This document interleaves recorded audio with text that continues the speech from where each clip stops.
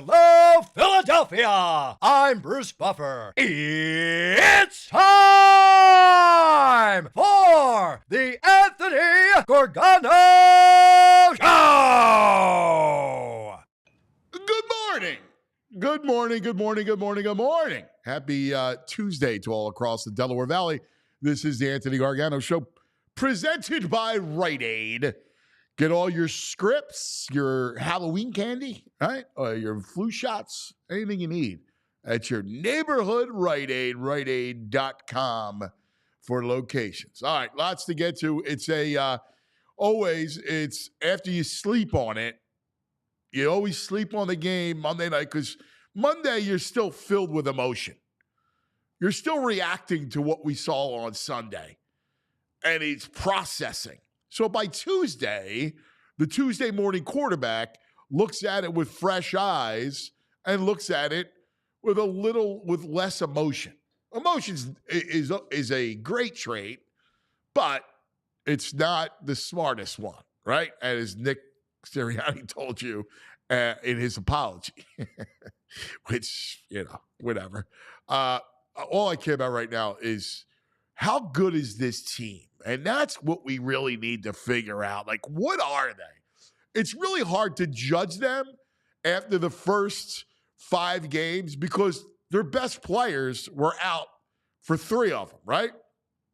So they're really 2-0 with A.J. Brown and Devontae Smith, right? So, what are they? Who are they? We know that the level of competition was not there last week with the Browns, who gave you really no offensive threat. So it boils down to, what are we seeing? We know that they have great weapons, right? We know that Barkley, A.J. Brown are just elite weapons. Jalen's been, a little better than mediocre, okay, decent, I guess, if you're going to look for adjectives. There's still things he needs to do to make this offense. I expected this offense to put up close to 30 a game. I thought that was a reasonable approach, knowing that their defense was in transition, that they would consistently put up around 30. Now, the Browns defense is legitimate, right? They have Myles Garrett is probably a top 3 player in the league, and he was a disrupting force on Sunday. So, all right, I still think you need to do more. I still think offensively you got to do more. And how do you ignore the game scripts and the failure of the game scripts in the first quarter? Defensively, look, you saw pass rush. I love Cooper DeJean. I think he's going to be a player. I think Howie nailed the 2 corners, right? While we're still wondering about the D-line, I love the 2 corners. I think the fact that you got those 2 kids, I think both of them are going to be really good pros. So that heartens you. But tackling still wasn't good. And they were going up against a beleaguered, decimated by injury Cleveland front. So you got to go, well, what really does that mean? It still, in my eyes, comes down to the offense. If this offense gets clicking, right, and they start to find the rhythm and find themselves, then this team could make a run to the NFC East title, right? And I think that's where we're at. If you look at the power rankings in the NFC, and I just scratched out the teams that are clearly better than the Eagles, right? The Lions, I think, are the best team in the NFC. I said it beginning of the season. I believe it now still, even without Hutchinson, which was a terrible injury. They're the best team. I think the Niners are there. I think the Packers are there. The Vikings, of course, are undefeated, so you got to put them there. And then you go down to the Tampa Bay, Baldi's team, who will be joining us later on. Tampa is very good, right? You watch Wade Baker's playing, and Atlanta is better than the Eagles. They beat the Eagles, and Cousins is playing well. They got weapons. You see Bijan and Kyle Pitts all of a sudden with a real quarterback starting to play. They got great receivers in Drake London and Darnell Mooney. So they're better. The Bears, Caleb Williams is starting to figure it out. So the Bears you got to put right around. And then you got Washington, right? So you have Washington that you can't ignore at 4-2, and they destroyed the Browns. Like, make no mistake, if you go common opponent, and I don't usually like to do that because there's so many other factors, but if you just take common opponent, Washington destroyed the Browns. They got after Deshaun Watson. Their offense was able to just beat them down, and they were on the field, right? The Cleveland defense was on the field all game long, and they finally broke. The dam broke, and, Jaden Daniels had his way. So, in fairness, you got to put Washington ahead of the Eagles. So, even if you don't put the Bears there, you got the Eagles lumped into a group with, say, Chicago, the Giants, who are plucky. I watched them the last few weeks. I've been looking at their tape. They're not bad. They're not like their defense is much better. And, obviously Malik Neighbors is terrific. He missed the last 2 games. So it changes their dynamic on offense. And the kid Tracy, who is the back, is good. He's good player. And you got Seattle.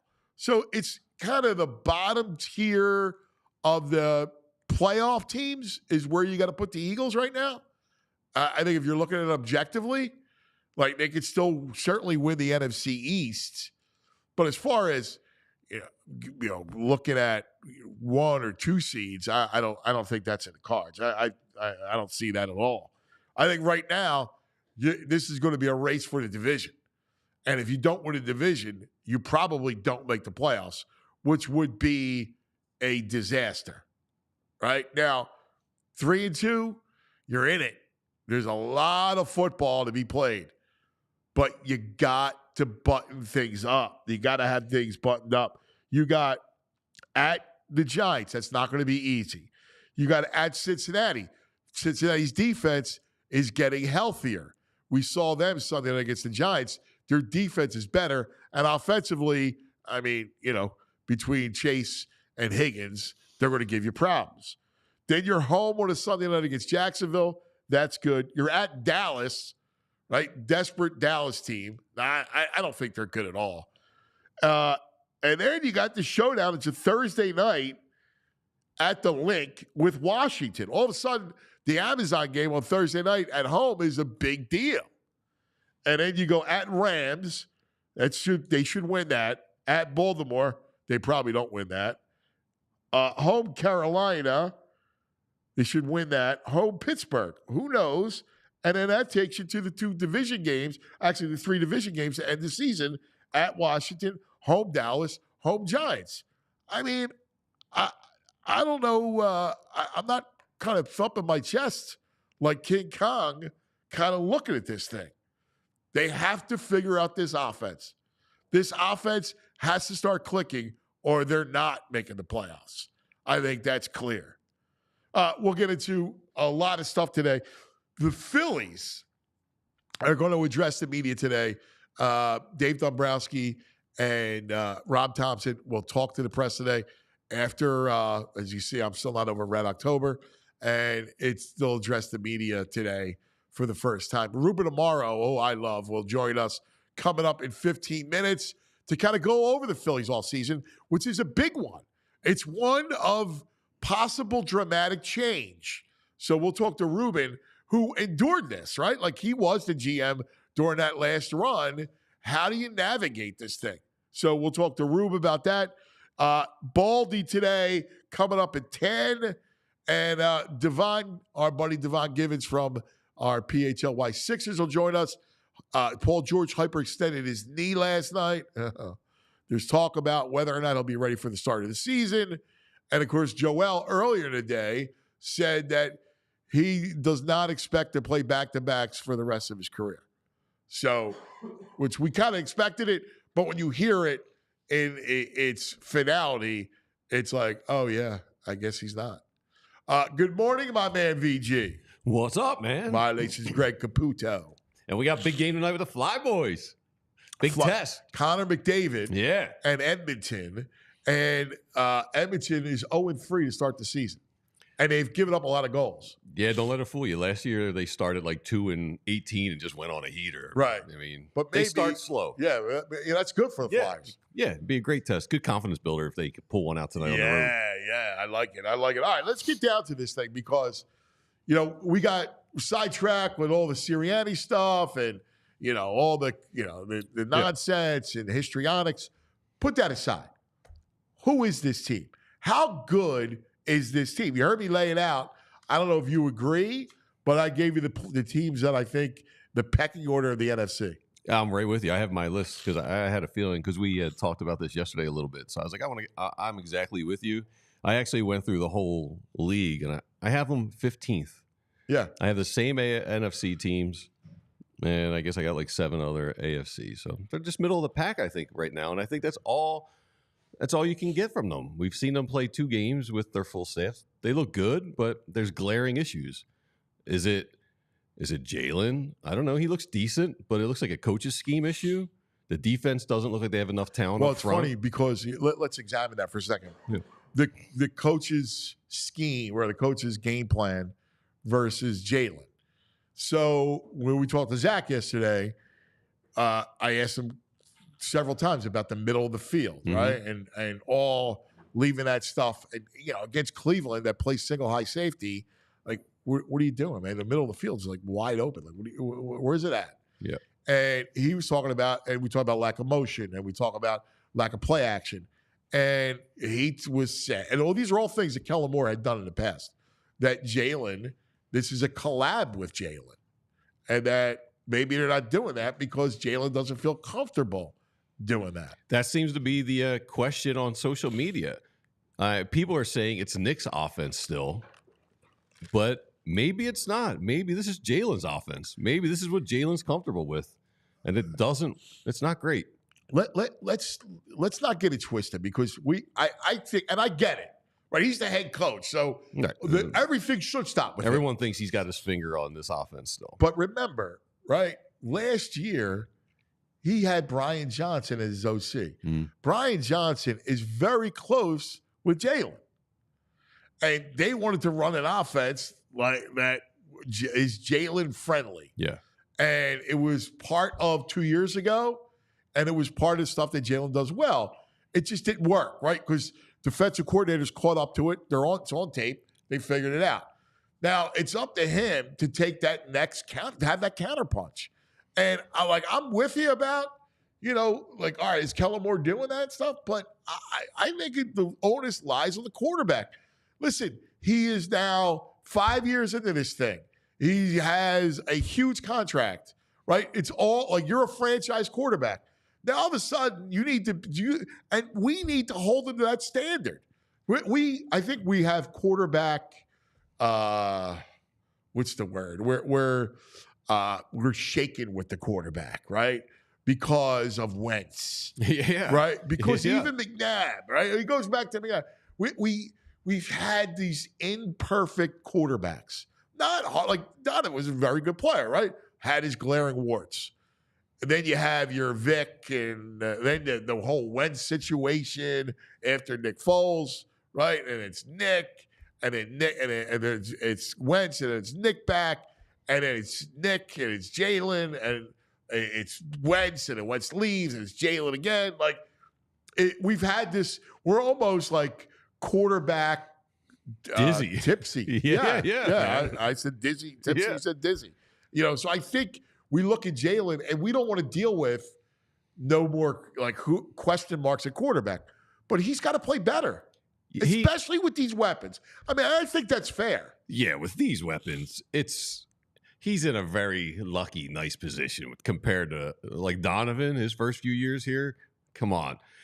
And I mean, people are saying in the chat room, look at game 1. Like they said they used the whole field. I don't quite remember that, but do you think it's progressed? Like maybe the interceptions were up, so Jalen's like, listen, we got to stop doing this and go more towards what I'm comfortable with. I don't think he likes throwing in the middle of the field. I think it's clear.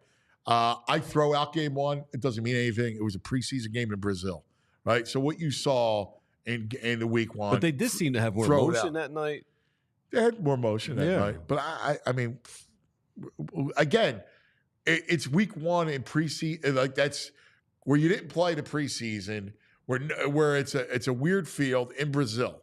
You got to throw it out. You got to go by what we've seen over the last 4 games, right? Like that's how you have to. Well, what we've look seen this week sucked. That's not going to hold up. I have them going. I went through the schedule. I think I have them at 9-8 now to finish the season. But if that offense is what we saw this weekend, they might be 8-8. Wow, you got 6 more losses. Yeah. 6 more losses. So yeah. I'm assuming you got one of Giants, Cincinnati. I think they're both losses. I don't think they lose both. Listen, Cincinnati's. I think they're a far better team. Cincinnati. Yeah, I think they lose one of those two. If they lose both, yeah, that's an indictment. Now, I mean, I'm looking back to that last playoff If they lose both, then it starts to slide. Because Dable with that last playoff game, they were outcoached, man. So yeah, they were. I think there's a good chance it comes back unless they make some adjustments. Well, they're going to have to win one of those games because you can't be 3-4. Because if you're 3-4, things start to unravel. I mean, look, they won this week, and it felt like a loss. Yeah, and everybody's attitude was shaken. Like we're shaken, so they can't lose. But they have to win one of those two. I hope. The city will be a lot happier if they do. It's going to be miserable if they lose those two. Jacksonville win. I have them beating Dallas. Sunday night. Yeah, I got them winning the next two. Dallas, Jags. Then in Thursday night short week, Washington. I got that. Well, if they lose to Washington, that's you're thinking Washington is better, and then Washington wins the division. If they don't make the play. Listen, they're going to have to win a division to make the playoffs. Yeah. With the way the North is. Just the way you see these teams. Now, those teams will beat up on each other and losses will start to mount.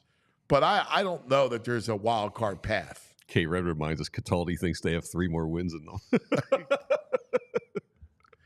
Advantage is right off of that. Oh, there's no way that's happening. Yeah. But, I have them split in Washington. I think they'll split with Washington this year. I just think right now, Washington's in a better space offensively than the Eagles are. Well, they are. I mean, clearly they are, right? Jay Daniels figured out. Like, he's playing really good football. Yeah. They got, McLaurin all of a sudden. He is good. He's very good. He just didn't have a quarterback, right? Right. So now he's got a quarterback. Yeah. And, like Austin Eckler helps and Brian Robinson, who was hurt last week. They got a smart offense coordinator. They have a really smart offense. I love him. Yeah. But when you look at them, like they're dangerous. They're offense. But the way the Eagles are built, like you can't tell me with the trio of Devontae, AJ, and Barkley. I know. Like they're not a team that should put up in the upper 20s. Around 30 every week. 30 every week. That's what we said coming in. They're not even close to it. No. And that was with the full team this week. You're gonna be without Goddard a little bit. No Mailata. And you're gonna be without Jordan Mailata. Yeah. Which is his backside. Right. So your left tackle and your tight end. And they're not deep in tight end. No. Right? Yeah, that was something Jack Stoll, you'll see about more with Calcavecchia. Which he's a good blocker, Stoll. So, I mean, it helps. Yeah, but you're going to miss Goddard. I mean, despite their lack of use, which still perplexes me, right? They're going to miss him. They have to fix this offense to the point where it should be rolling. It should be. Yeah, I mean, nobody can cover those 2 receivers. Because here's the thing that I don't think anybody wants to deal with is you're going to the offseason with question. You're going to get a new coach, right? And then whoever comes in as a new coach is going to make the referendum on Jalen. And I don't know what the cap situation is and how you get out of it and the whole thing. But now you're going to start to think about, do I need to get out of that contract? Or can someone design an offense that's effective that works with him? And pushes him a little bit. He hasn't shown any real growth. I mean, the blitz reading is better, but that's more of like a system thing.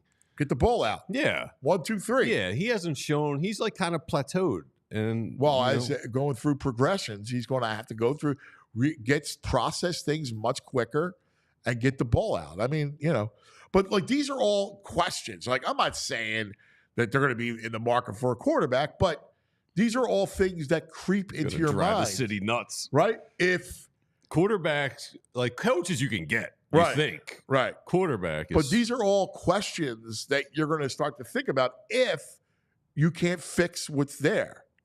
And it should be fixable. Like, again, they should be fixed. I think Jalen's got enough talent to be a top 10 quarterback. I believe that. He's not playing like that now, but yeah. I don't know. I don't think he's a top 5er, but a top 10, I think.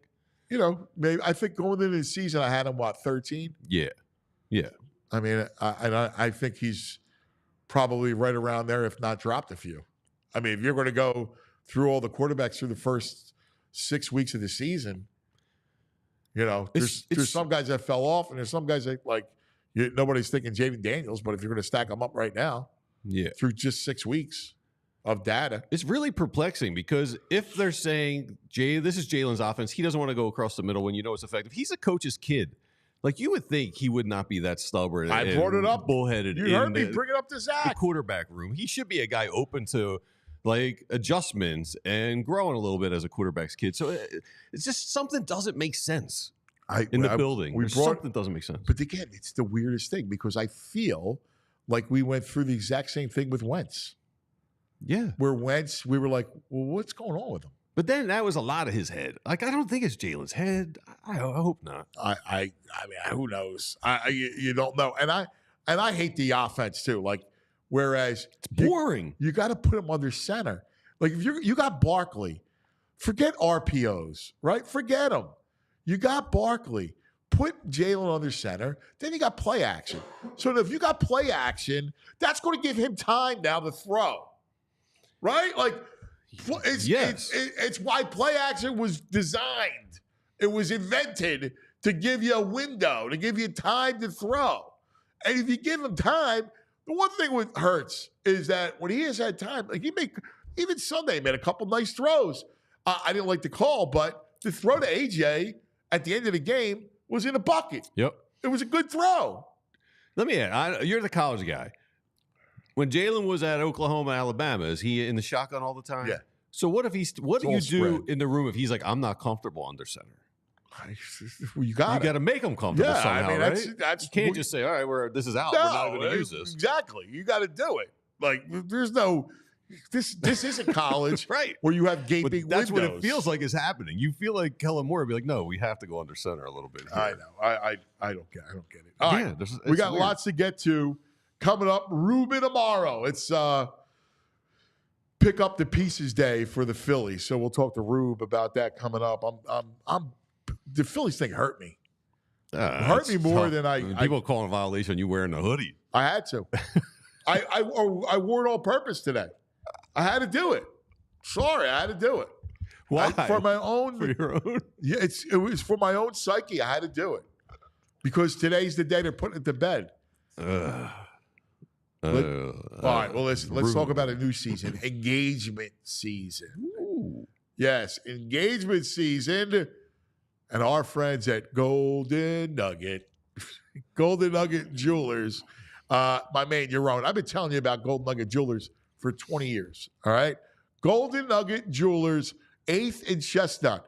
That's the center of engagement season. So you met that amazing person you would spend the rest of your life with.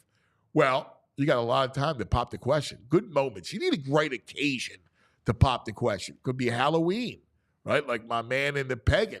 Like they appreciate Halloween, right? Or it could be Thanksgiving. Everybody's around. It's a beautiful time. Could be the Christmas holidays, like leading up to it, under the tree. I mean, all kinds of things. New Year's, right? The whole thing.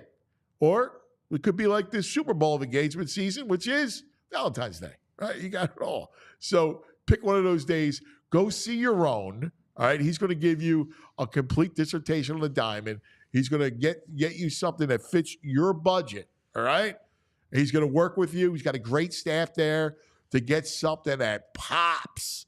That she's going to love it, and then you pick the occasion, pop the question. It's Golden Nugget Jewelers. You got to go to goldennuggetjewelers.com, and that's where Philly gets engaged. Trick or treat season. There ain't no treat like a diamond ring. I mean, you got a Reese cup or a diamond ring. Yeah. You know what else is a treat? A good pair of sunglasses. And thank God for Shady Rays. It's always sunglass season in my world because the sun's always out, thankfully. And Shady Rays, they got you covered, man. Shady Rays, an independent sunglass company offering a world-class product rated 5 stars by over 300,000 people. Their shades have durable frames, crystal clear optics. It makes them the perfect choice for all your outdoor activities. They have hundreds of options to choose from, so you're bound to find the perfect pair to match your style. And they have pretty much every color under the rainbow. So if you want to get some shades that match your favorite team, they got you covered. I was walking around yesterday. This fall weather right now, the sun and the clouds, the sky was so blue in the Shady Rays. Perfect. So check it out, man. Exclusively for our listeners, Shady Rays is giving out their best deal of the season. Head over to shadyrays.com and use the code PHLY for 35% off polarized glasses. That's a bargain. And the cool thing is with these guys, if they ever go missing or break, they'll fix them for you or they'll replace them. So try yourself. The shades rated 5 stars by over 300,000 people. Shady Rays. All right, buddy. All right. It is a big day with the Phillies because today's a day of answers, right? What does Dave Dombrowski and Rob Thompson say? Well, we got a guy who is incredible, who knows a lot about this situation, understands it, and I had to talk to him. I'm sad today. That's why I wear my Red October. I was watching Yankees-Dodgers yesterday, Dodgers-Mets yesterday. Hard. And there is a Subway Series possibility. Let's go to our friend, Ruben Amaro, the great Ruben. What's up, guys? Damn, Rube, man. There's nothing worse than like a premature end to Red October. Yeah, it was rough. There's no question about it. I really felt like, as far as talent is concerned, it was, again, just like last year. I thought it was the best team in baseball and probably the most complete, but they didn't get it done. And obviously, some things and some of their foibles were sort of exploited a little bit. And, that's the result. And that's,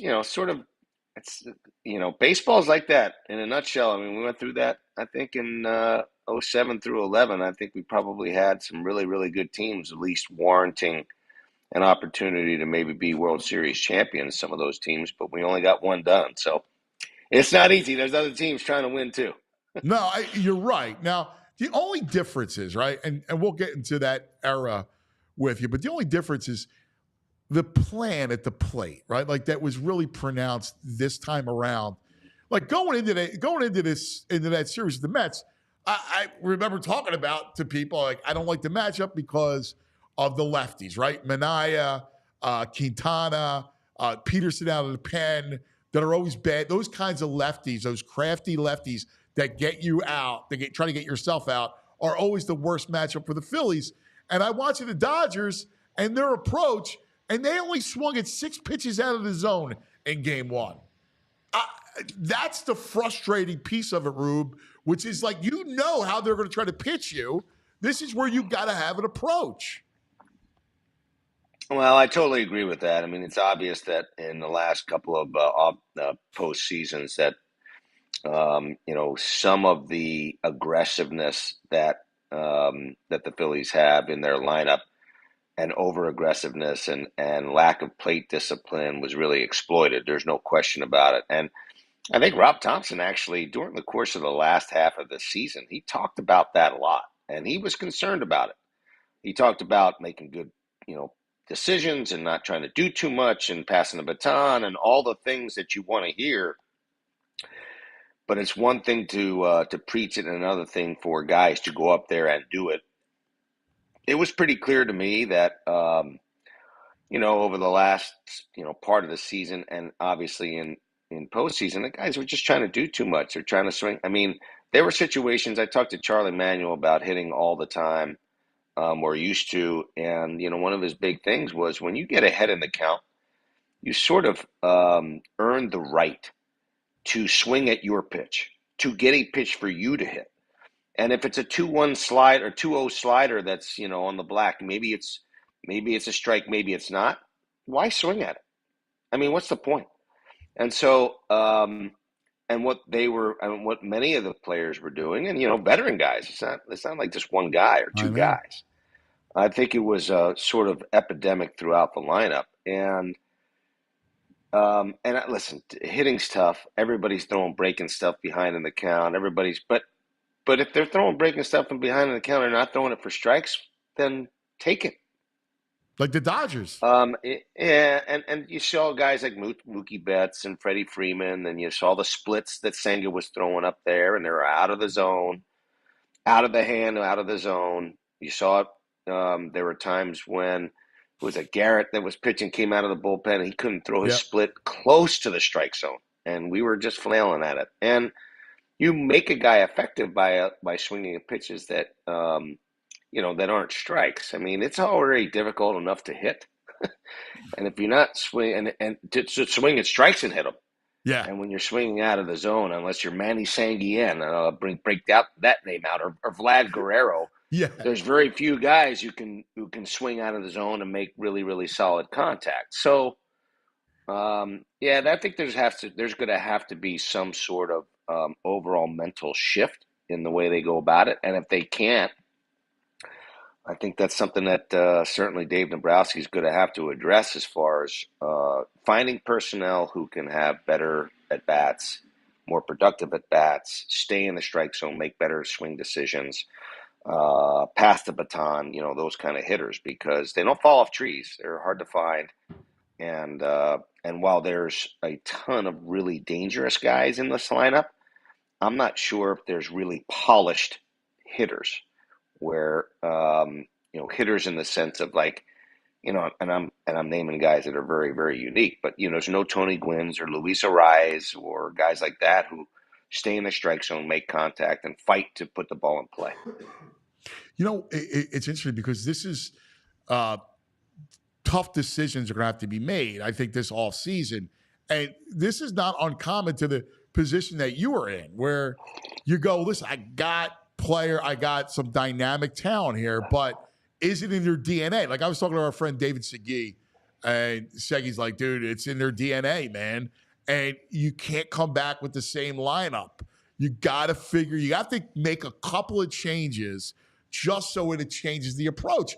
And listen, I know San Diego went out with a whimper, but they changed that lineup and they were on a roll, right? Like, Soto walks, but all of a sudden, you start to add things. You brought up Ariz, right? You bring up Jackson Merrill, who goes center field. And you might have to do something along those lines. Like you went through this. When do you make a big deal or a sweeping change? Well, one of the changes we had to make was to try to get a little bit more dynamic offensively with a guy like Raul Ibanez. And we made a change after we won the World Series. That was like the first thing I had to do is sort of, and I love Pat Burrell. He's a great leader and he could do some things. It's a little bit like when they had to let go of Rhys Hoskins. You sort of had to change the dynamic a little bit, maybe get a little bit better defensively. Obviously, allow Harper to play first base, have as many DH type players in your lineup, because then, with Hoskins, you're talking about Castellanos, Schwarber, and others that are sort of DHs. Now you need some defense. You need to shore that piece of it up. Now, Rhys is a very accomplished hitter, but also pretty streaky as well. So, you have a bunch of streaky guys. You're adding another streaky guy. I think the biggest disappointment that I had this year, I guess, not the biggest, but one of the disappointments was the fact that guys like Bryson Stott and Brandon Marsh didn't develop. I thought Bryson Stott would take several leaps forward, or at least one leap forward. And what I saw out of him is his inability to sort of get to the fastball consistently. He talked all year long last year about getting his top hand involved and getting down to the ball and staying on top of that fastball.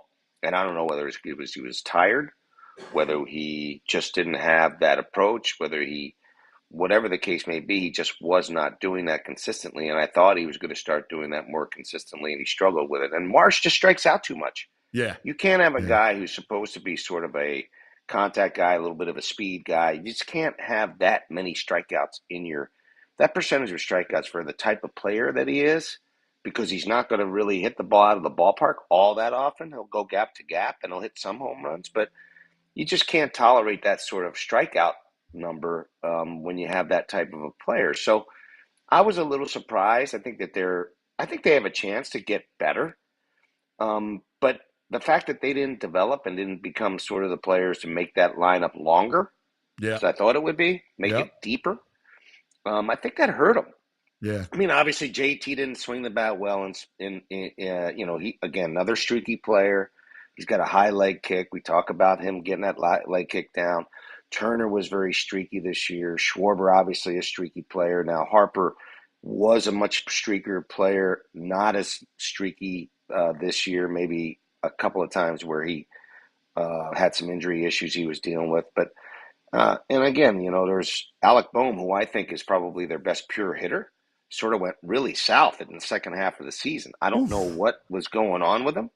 I know that the hand at the end of the year probably affected him some, but he just became a very, very different hitter in the second half. I mean, he was fantastic, and he was one of those guys that you sort of could count on to stay in the strike zone and swing at strikes and have more success going gap to gap and not swing out of the zone. He was one of those guys, but always had really good plate coverage. I mean, Rube, he swung.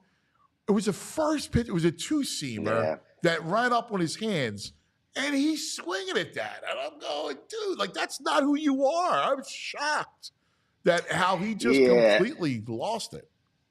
I think that there was a couple of things going through, whether it was pressing too much or maybe trying to – I know he was getting really close to the RBI total, and maybe he was trying to maybe do a little too much to get to 100 RBIs. I mean, shoot, it was a lock. I think he had 70-some RBIs at the break or 80 or something like that. And it was like, man, he'll walk into that. But it just didn't work out for him, and I think maybe he was pressing a little bit and was pretty disappointing. You're right. I mean, he was swinging at pitches. It was obvious that they were rushing the ball up and in on him, but those are pitches he would typically take. Right. And then get, eventually somebody would make a mistake and leave one out over the plate, and he'd be able to drive it to right center for a double or to right down to right field, or maybe spin on one if he got ahead of it and hit a double down the left field line, which he didn't do that often, but he used the middle of the field as well as anybody. And he sort of got away from what he was doing, really consistently and really well in the first half. Is the reason why he was the All-Star. Oh, yeah. Do you have to, I know we've talked about Schwarber at leadoff and all, but in the playoffs, when it's a different game and you got to manufacture more runs and you need your RBI producers a little deeper to at least give the lineup some balance, do you have to now think, even though those guys like it and everybody likes it like that now maybe they need to be a little bit more uncomfortable? I thought about this a lot. Honestly, I've watched Kyle Schwarber play quite a bit, and I've watched him in certain situations, and I've seen him in RBI situations, and he does struggle some with those situations. He's not one of those guys that's like necessarily a contact guy with man on second and third with one out. Or, there are times like when you want somebody with a little bit better bat control to do that job. And I think his RBIs generally come from driving the ball out of the ballpark. And so I don't know that he's necessarily the guy that, sits in the middle of the lineup to drive in runs. I think that he drives himself in really well. I think that's something he does really well. And I just think that the way this team is set up, who's the guy who's going to lead off for you? Because Trey Turner's not the guy. He's not an on-base guy. He doesn't walk. I know. I thought that Bryson Stott could be that guy. Yeah. He hasn't developed. Now, it'd be great if you had somebody that you felt a little bit more comfortable with, because Bryson can run. Bryson can steal a base. He can go first to third. He can go first to home. He can do all those things. But you sort of have to have the personnel to be able to do that. And right now, the way the team is set up today, Schwarber's my guy in the leadoff spot because he can create so much action early. The problem that they had in the playoffs is, he hit a home run right out of the chute. And then they just didn't do anything. Nothing. And you're right about the manufacturing runs, because that's such an important part of the difference between playoff baseball and during the season baseball. I remember for years the Atlanta Braves had a lot of pitching, right? Great pitching. 14 years straight, I think they won the NL East. Yep. And they only won one World Series. And I think the reason why they only won World Series is because they didn't have a lot of guys that like moved runners and Right. bunted them over. And I remember Bobby Cox trying to get guys to bunt in the playoffs, and they couldn't get it done. And so they couldn't manufacture runs. They scored runs by maybe hitting a home run or getting a base hit, or they weren't really manufacturing runs the way you sort of needed to in the playoffs. And that's something that has to happen. You know, you have to be able to trust. You can't all of a sudden go 162 games and go, okay, we're going to have this guy bunt, or we're going to have this guy hit and run, or we're going to now all of a sudden we're going to have the mindset that when there's a man on second base, I'm going to move the runner. You have to be able to do that consistently over the course of the season. And they don't really have the guys to do that. I think that they can, but I'm not sure if that was something that was necessarily instilled on a daily basis. That is a cultural thing. I watched the Kansas City Royals. I watched the Cleveland Guardians. I watched those teams Tigers do the little things. The Tigers do the little things that are necessary. Even a team like, and everybody talks about the analytics with Tampa Bay. Guess what, guys? They play like ABC baseball pretty well because they have to. Because they don't have guys who punch the ball out of the ballpark. They have to run the base as well. They have to play good defense. They have to move runners. And there's like this false narrative out there that the Tampa Bay Rays get, a high level value out of low. Well, guess what? They play baseball the right way. Kevin Cash has them playing the game of baseball the right way. They catch the baseball. They move runners. They drive in the run with man on third, less than 2 outs. And if you can do that consistently right now, if I was a major league team, I would develop a team that would run circles around a lot of these teams because they don't know how to do these things. They don't know how to move a runner or hook a ball into the hole as a left-handed hitter between first and in the 4-hole and create a first and third situation, or drive in and run with a fly ball in the center field. Those things don't happen all that often, and I think that that's something that has to be instilled, and you have to sort of have that mindset to be able to do that consistently. Yeah, that's just such a great point. All right, the last thing, as an architect, when do you know, and you know this stuff inside and out, what do you have to get rid of or move one or two pieces of the core to change over? Now that you're in year 3 and you went from World Series to NLCS to the DS, do you have to move a piece or two of the core? I don't know if you have to. I think there's some change that needs to be made. I think it's healthy for change. I think that there's some guys you're just not going to be able to move, and I think the difficult position that Dave Dombrowski's in is that there's a high level payroll. You have to sort of be really creative with the way you want to change things up. I'm sure he's got some people on his lists right now as the guys at target, maybe guys who might be available, who might be too expensive for one team, or someone who's available on free agent market, or someone who for X, Y, or Z that maybe we can flip X for Y. Ultimately, the biggest thing that got them to where they were last year was their pitching. Starting pitching was just spectacular in the first half of the season. Not as spectacular in the second half of the season. Lost Ranger Suarez, a little less effective Aaron Nola at the end of the year at certain spots. Didn't have a fifth starter at all, which a lot of teams don't, which is an embarrassment to the game. But that's another story for another day. But I think that the starting pitching depth is something that's going to have to be addressed, because at the end of the day, Anthony, if you're pitching well and you have good starters, you can stay in a game every single night, man, every night. And they did that extraordinarily well in the first half of the season. Them and the Seattle Mariners. Had the Seattle Mariners had any offense at all, they would have been a great team. Oh my God! They couldn't score a run. They couldn't score a run. Yeah. And so you put yourself in a position to win pretty much every night and compete. So I think that needs to be addressed. I think obviously there's going to be some changes in the bullpen because you got two of your big guys who are pitching in the 8th and the 9th are gone. They're free agents. And so you have to make some decisions there. I would love for them to try to get a lockdown closer, because that would allow Topper just to shift people down and pitch where they're supposed to pitch. Rolls. Everybody, and listen, this is what he has, and this is what he's gotten. And Estevez is one of the guys that probably could have been I don't know, a decent closer. Is he a lockdown? Probably not, just because he doesn't have that one strikeout pitch. he throws a split and he throws a hard fastball, and I love his guts and stuff like that. But it's not like he has like an unhittable pitch like Clase, who throws that cutter. Right. It's just super, super filthy. Or a split, or Hader's slider, or whatever the case may be.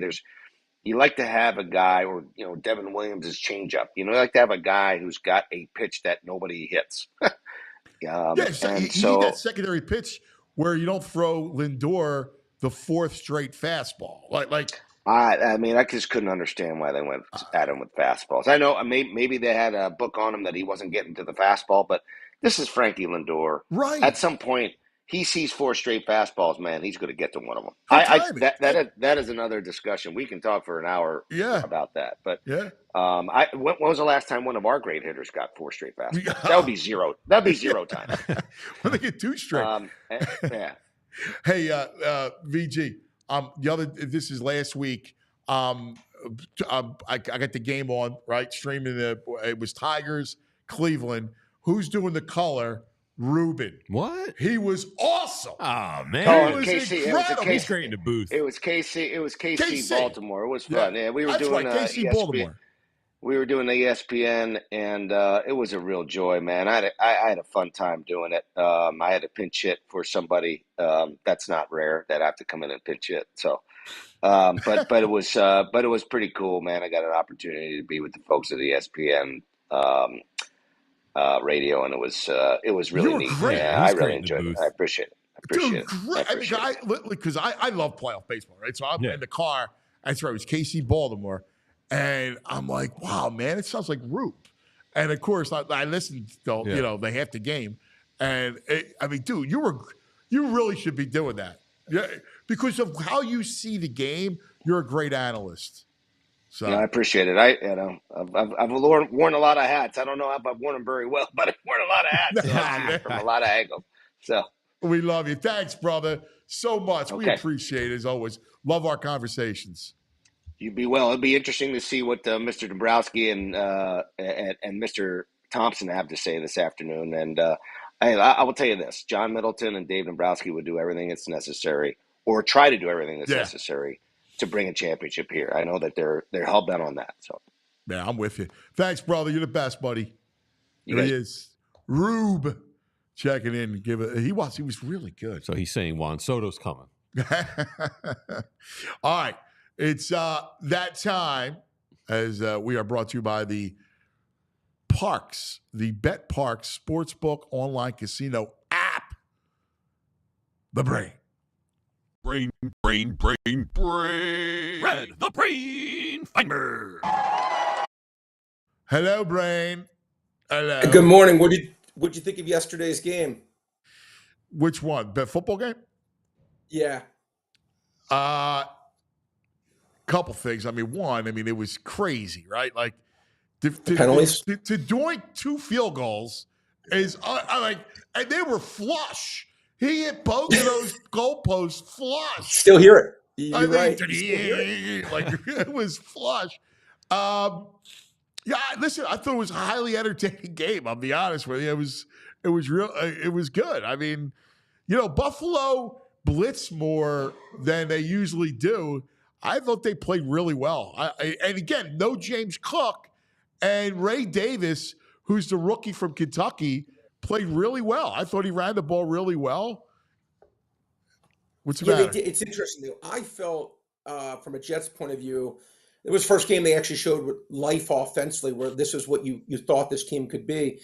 I felt, now again, obviously they got the crazy break with the Hail Mary at the end of the half, but I really thought the Jets should have won the game by at least double digits. Now, I did have a Jets +3 ticket. Yeah, I thought the Jets were far better. So. Yeah, I did. I thought that holding penalty when the guy scored the touchdown, to me, was ridiculous. That literally cost them 7 points. I don't know. Look, again, Rodgers at least. I saw a flag on every play. It was ridiculous. Every play. You was asked horrible. me about what I really saw. I saw a flag fest that was it was intrusive to the game. It was intrusive to the game. On both sides. Agreed. But at least if you're a Jets fan, say, all right, at least the offense showed something. Obviously, Buffalo winning without Cook. But you know what's interesting? Look, give them credit. You put in Davis and Johnson and these guys, they didn't really miss a beat. And again, Josh Allen, he is the modern day John Elway. You just put him on the field. You really don't need anything else, I guess, because he doesn't have much help per se. You look at the weapons he has, and again, go back to someone like the Eagles, it's like night and day. But he makes it work with just his pure greatness. And I give him a lot of credit going I into mean, if they good could defense. just get him one receiver, like one. And listen, I like Shakir's good. Like he's decent. They got a couple decent. Like they actually had some of the receivers back, so that helped them. I like Matt Collins is their leading receiver, Anthony. They're playing with number 4 starters in baseball. I mean, Matt Collins is their leading receiver. I mean, if that doesn't say it all, I don't even need to say anything. I mean, Keon Coleman has a ball dropped in his lap. That was amazing. And he drops it. Yeah, I mean, look, Josh Allen, again, to me is at worst the second best player in the world. So, I mean, I have so much respect for that guy. I agree with you. And, listen, defensively, they're not as good as they were. But I thought they called a really good game. Like, they pressured Rodgers with blitzes. They're usually not a blitz pressure team, and they got to him a couple times. They rattled him. They did. And that safety, the guy that Aikman kept pointing out, I forget the kid's name. Yeah. He really did make, it was crazy. He did was make homeless. He's an amazing story because he was homeless as a child. Oh, I didn't know. Wow. Well, he was like, he really altered the course of that game there was like 3 or 4 plays. And he truly changed. Yeah. So I really do give him and the Bills a lot of credit because that's a tough game to beat the Jets like that for sure. But they did it. All right. Let's go into baseball. First, I don't know if you got anything for tonight, but man, it feels like a Subway Series. I mean, Dodgers are still the mighty, but I mean, I don't know. I got a weird feeling that it could be a Subway Series, and we're going to be inundated with New York. Yeah, I mean, well, look, we saw that. What was it, 2001? What was the year that was, Anthony? What year was that? We had it before. What year was it? 2019? I don't remember what year it was. Remember, it was. 2000? I do remember that we had. JP 2000? Said 2000. Yeah. Yeah, 2000. But anyway, listen. I mean, today's game, I do like Anthony, the Cleveland Guardians you can get around plus 140 on the Park site right now. I think it's at least a 50-50 game. I like BB better than Cole, to be honest with you. I like my bullpen much better. I agree with you. Want to give me a nice I price like the Guardians tonight. I'm with you. Yeah. I think that you can take. And again, I looked at the 5-inning line, but actually will give Parks credit. They actually had the 5-inning line. You were getting a bigger price you're getting a bigger price in the game line than the 5-inning line, which makes sense to me because again, the longer the game goes, actually, in my opinion, does favor Cleveland. And again, this game's tied after 5 innings, 6 innings, 7 innings, which it really easily could be in a game like today. I'll take Cleveland. And you want to give me that nice price. This is Cleveland's number 1 starter for you guys who don't follow baseball too much. BB's had a really good year. I think this is a game that, in this series, Cleveland needs to win these kind of games when BB's pitching. And I think they will win. My gut tells me. Yeah, I agree. Plus 140, why not? I'm with you. Hey, I got a question because we're all flyered up here, right? Do you handicap NHL? Somebody was asking me that. Yeah, I mean, hockey is definitely the sport I concentrate the least on. What I usually like to do in hockey, more so than individual games, Anthony, I'll look at maybe betting division bets, odds to make the playoffs, Stanley Cup stuff during the year. If I see a team, like for example, last year, Vancouver was playing really well. And I grabbed them at a huge, they didn't cash, but I grabbed them at a huge price to win the division, which they lost by 1 point. And I grabbed them at a huge price. Or maybe they did win it. I'm trying to think. And I had them at a huge price to win the Stanley Cup. And they finished with like the first or second best record in hockey. It didn't cash, but at least it was in position because I took a team that started off maybe that wasn't supposed to be good. Maybe they started off like 12-4. They were supposed to be bad. And I grabbed them at a big price. I'll look to do stuff like that more than the day-to-day grind, so to speak. Baseball day-to-day, basketball day-to-day, football day-to-day, yes. Hockey, not as much, being completely transparent. Yeah, it's well, Flyers Edmonton. Great sport though. I love watching it. Great sport. Yeah, no, with Flyers Edmonton. I get last thing for me, Brain. I know VG's got something for you too. The early look ahead with Giants Eagles. Where's the money going? Well, look, I think the line actually opened at 4.5. It's now 3.5. And again, I understand the weaknesses of this Eagles team, but and again, it's funny. You want to say what happened in the Tampa Bay game? You're like, all right, if they have any pride, they're not going to get absolutely destroyed by Tampa Bay again, and they lose by 90. Okay, this game, you say to yourself, okay, the Giants game was maybe, I don't think this is overstating it, the worst Eagles game in my 53 years on this planet. I mean, that was one of the most disgusting, that week 17 games last year. You would think, okay, if there's any pride, you're just going to come out against a bad team and get it done.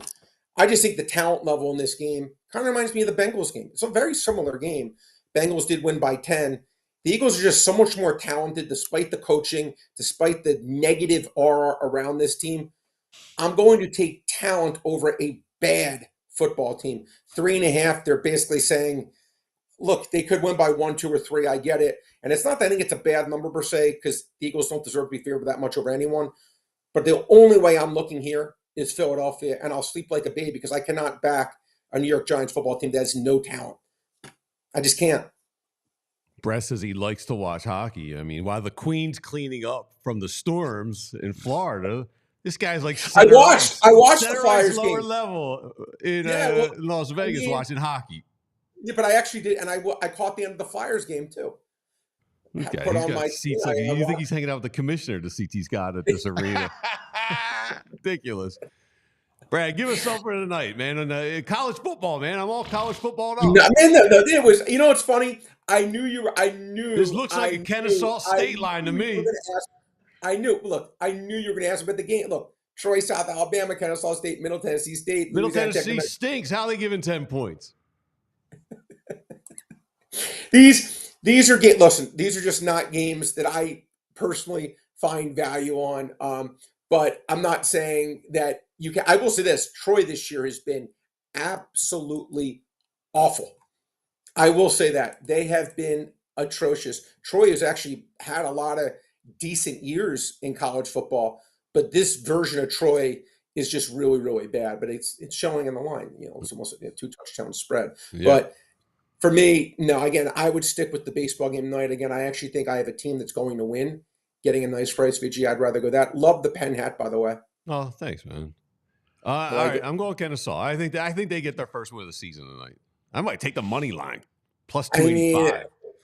Yeah, I mean, I hear you, but they are really Kennesaw. I think I have them ranked way at the in my power ratings, right, literally dead last. Yeah, I was going to say, but they're like, I think they were like, I have to pull it up, but they were like second or third from the bottom. So yeah, of course, you're going out on a limb.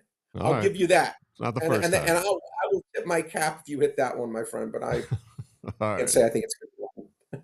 Hey, man, I can't talk enough about what's going to happen Saturday. I'll talk about college football. I mean, my God, Alabama, Tennessee. Ooh, go Vols. Georgia, Texas. Oh my God. 2 unbelievable games. Like, I don't want to be bothered all day Saturday. All right, I know I got baseball somewhere with Massimo. I'm gonna be like, dude, I need to watch these 2 games. Yeah, well, it's gonna be an interesting game. Look, Georgia again. I got to tell you, it's funny, Anthony. All these teams. Let me ask you a question, you guys. Who do you think is the best team in college football? Texas, Tennessee. I agree with you. But doesn't it seem like this is the most parity-driven year you've been following the sport that you've ever seen? Yes. I've never seen it where I think they're good. I think they're good too. I think they're, these are good teams. I think Texas is the best. Although, in this spot, I'm anxious for the matchup because I'm curious to see. I like Texas defense. Is it good enough to stop Georgia? I'm not saying it is, but Georgia's defense, Anthony, again, it's interesting. You're looking at a defense that has been perennially like elite, incredible, dominant. Man, but they've gone the way of the Eagles defense, though. These guys are playing the way they played for the Eagles Georgia players, where they're just not – this is not obviously the same defensive caliber that Kirby Smart has brought in the past 5-6 years or whatnot. So to me, this is a very, very flawed Georgia team, and I actually do think Texas gets this one, but we'll see how it plays out. Yeah, That was my first lean, Don't too. forget about Army, too. The boys. I love the boys Army. are Hey. Baby.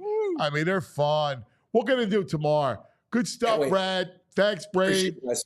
Be There good. he is, the Brain, checking in. All right. Brain, of course, is the ambassador to the Bet Park Sportsbook online casino app. How about some hoops next week? Hoops. NBA. By the way, Baldy's looking for a link, JP. Here you go. Futures. $25 on the Sixers, pays 200. All right. Boss is the favorite, 3-1. Knicks, 170. You get 25 gets 175. OKC, 25 gets 175. And Sixers, 25 gets 200. Is that the win at all? Yeah. All right. Bet Park's the only online casino sportsbook they will use and recommend. Watch and wager football, then double down on fourth down by playing live dealer blackjack, craps, roulette while watching the game. Bet on all your favorite sports, the Birds, college football, baseball playoffs, Flyers. New users, download the Bet Park's online casino app, sportsbook right now. Get up to $1,000 casino bonus back if you're down the first 24 hours. That's right. BetParks.com has all the details. You got to be 21. You got to be in PA, New Jersey, Michigan, Ohio, Maryland. If you have a gambling problem, please call 1-800-GAMBLER. Yeah, and just a heads up, the Flyers moving up. They were 75-1. They're up to 65-1 now. Wow. Get them now. Line's dropping. Look at that. All right, Rite Aid. What are we talking? Some Rite Aid, my man. Rite Aid. Listen, we talk about fall allergies and the whole thing.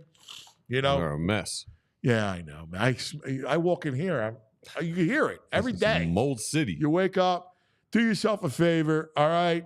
What happens is when you get these allergic reactions like you can hear me, all right, your body misidentifies a substance, right, like pollen, as harmful to the body. And then your immune system releases histamines to fight off the allergens.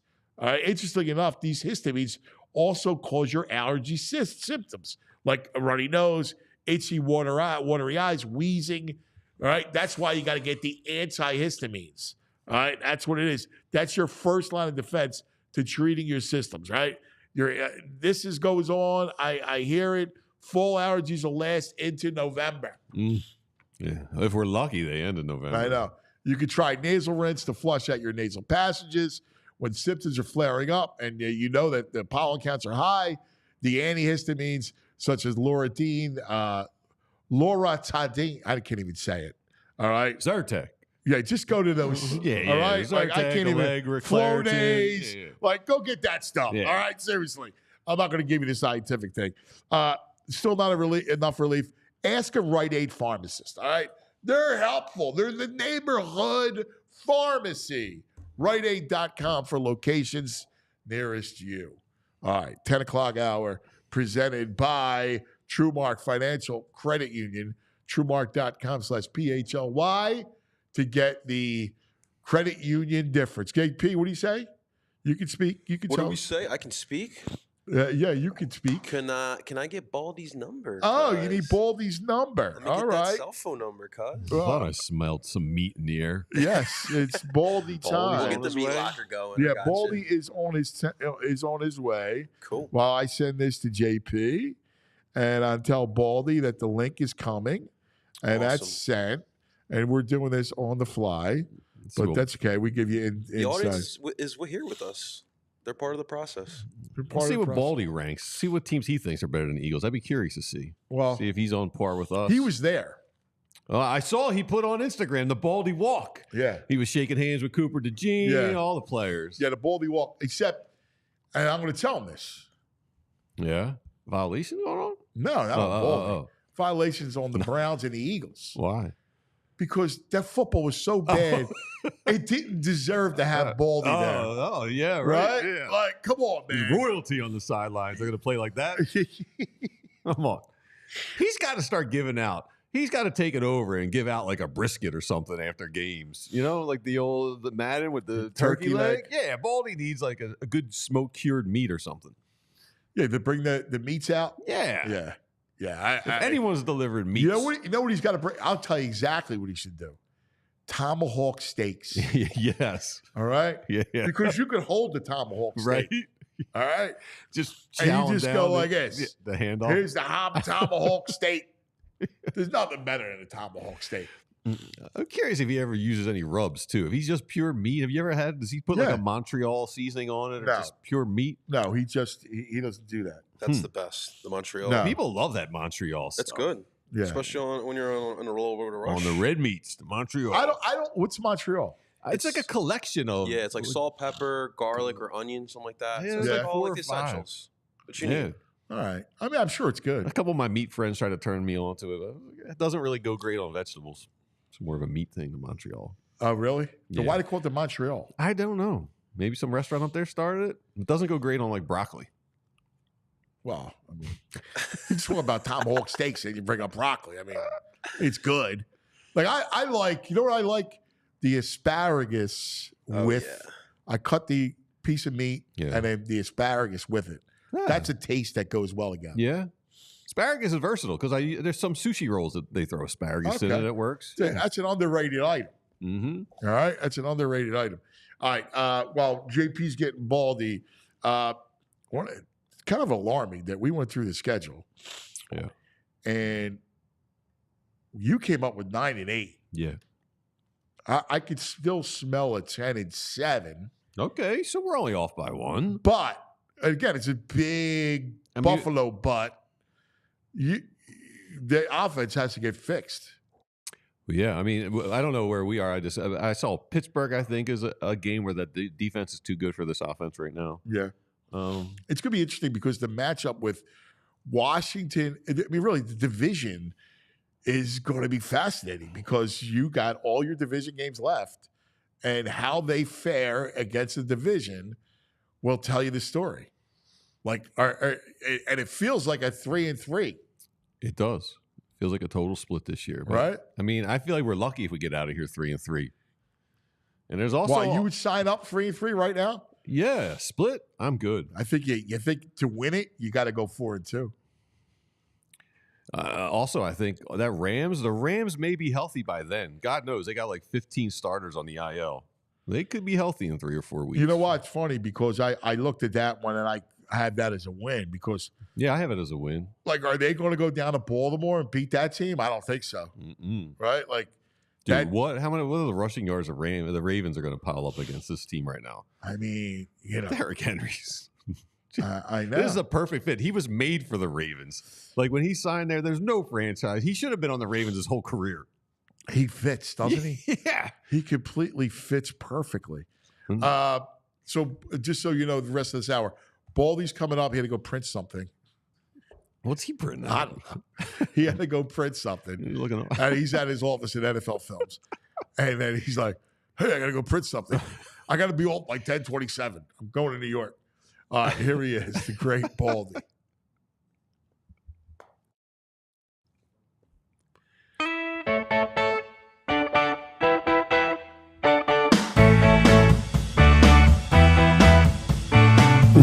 Baldi. Oh, let's talk some football. Ay, Baldi. Oh, he likes meats and football. Oh, Baldi. There he is. There he is. Oh, Baldi. We said it to start the show, which is that the Browns and the Eagles did not deserve your presence.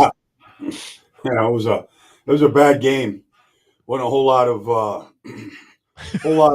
just bad football.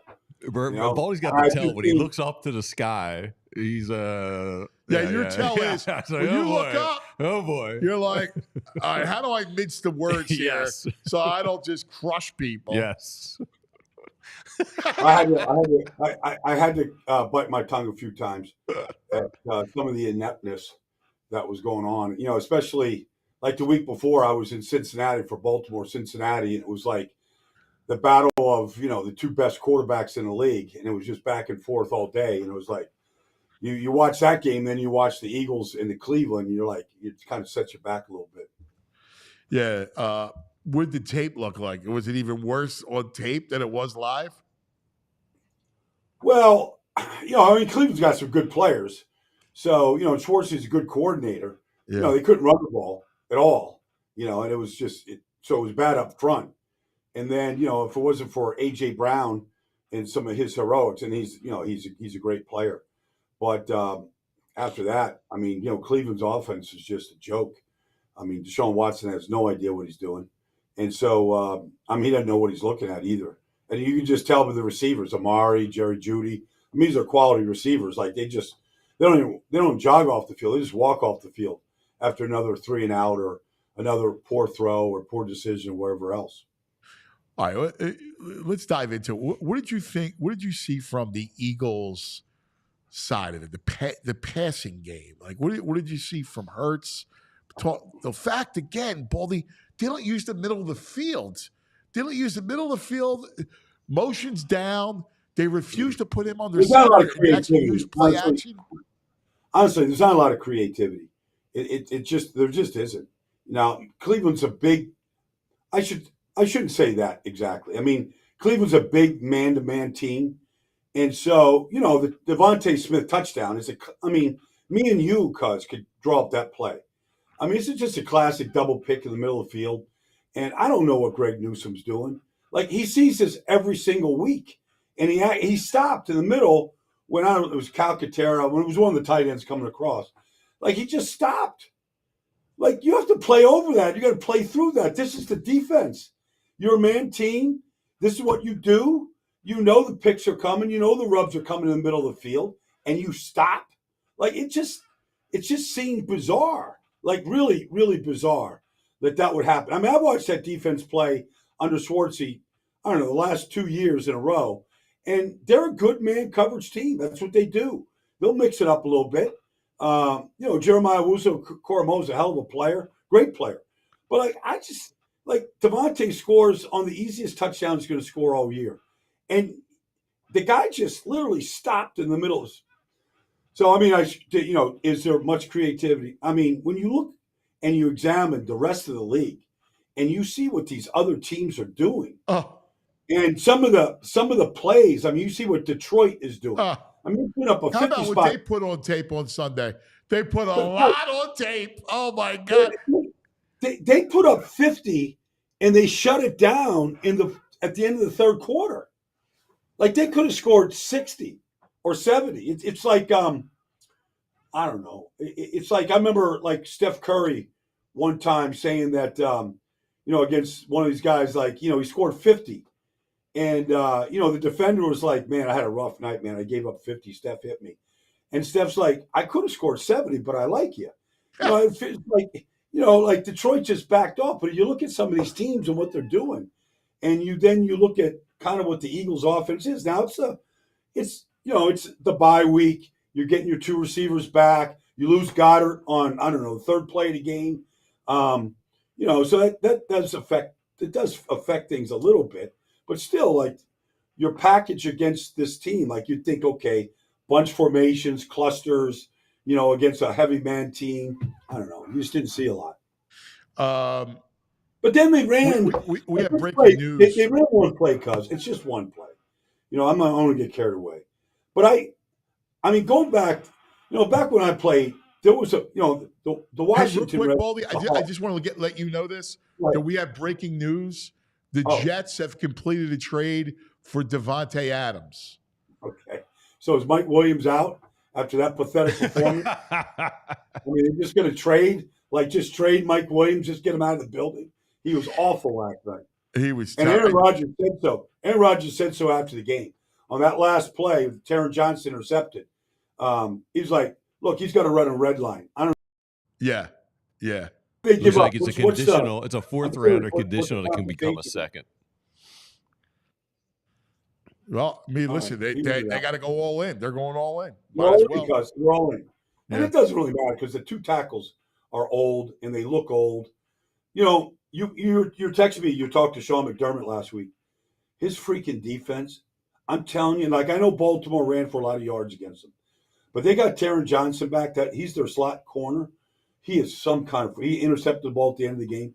Like, you can't, your run game, like, he'll make every tackle in the run game. Your receivers can't block him. Yeah, I love that kid. He's unreal, man.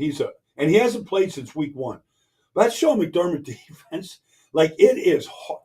they sit on top of you. They match up with you. They trade things off. They don't break down. Like, they are hard to figure out.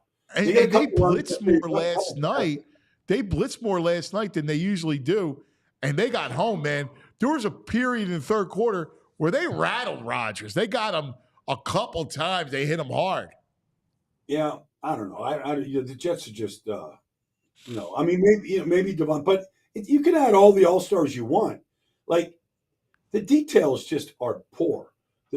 And how the play caller, I thought, was a little bit better, Todd Downing, than what Hackett was. They ran the ball better than they have. Brees Hall has a breakaway run last week, and he runs to get tackled by Taylor Rapp at the 3-yard line.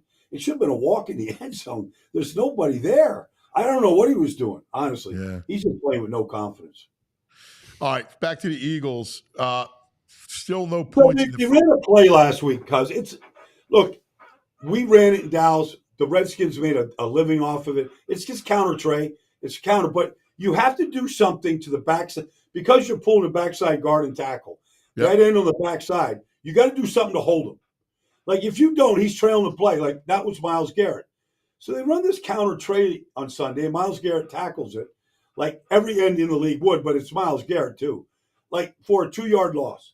And I'm saying you can't run. Now, maybe the play came in wrong. Maybe it was called wrong. But I know this. Nobody can run that play if you don't have an answer. What you might have to hold it with an option fake, but you can't run that play and not do something to that backside end. Keep a tight end back there.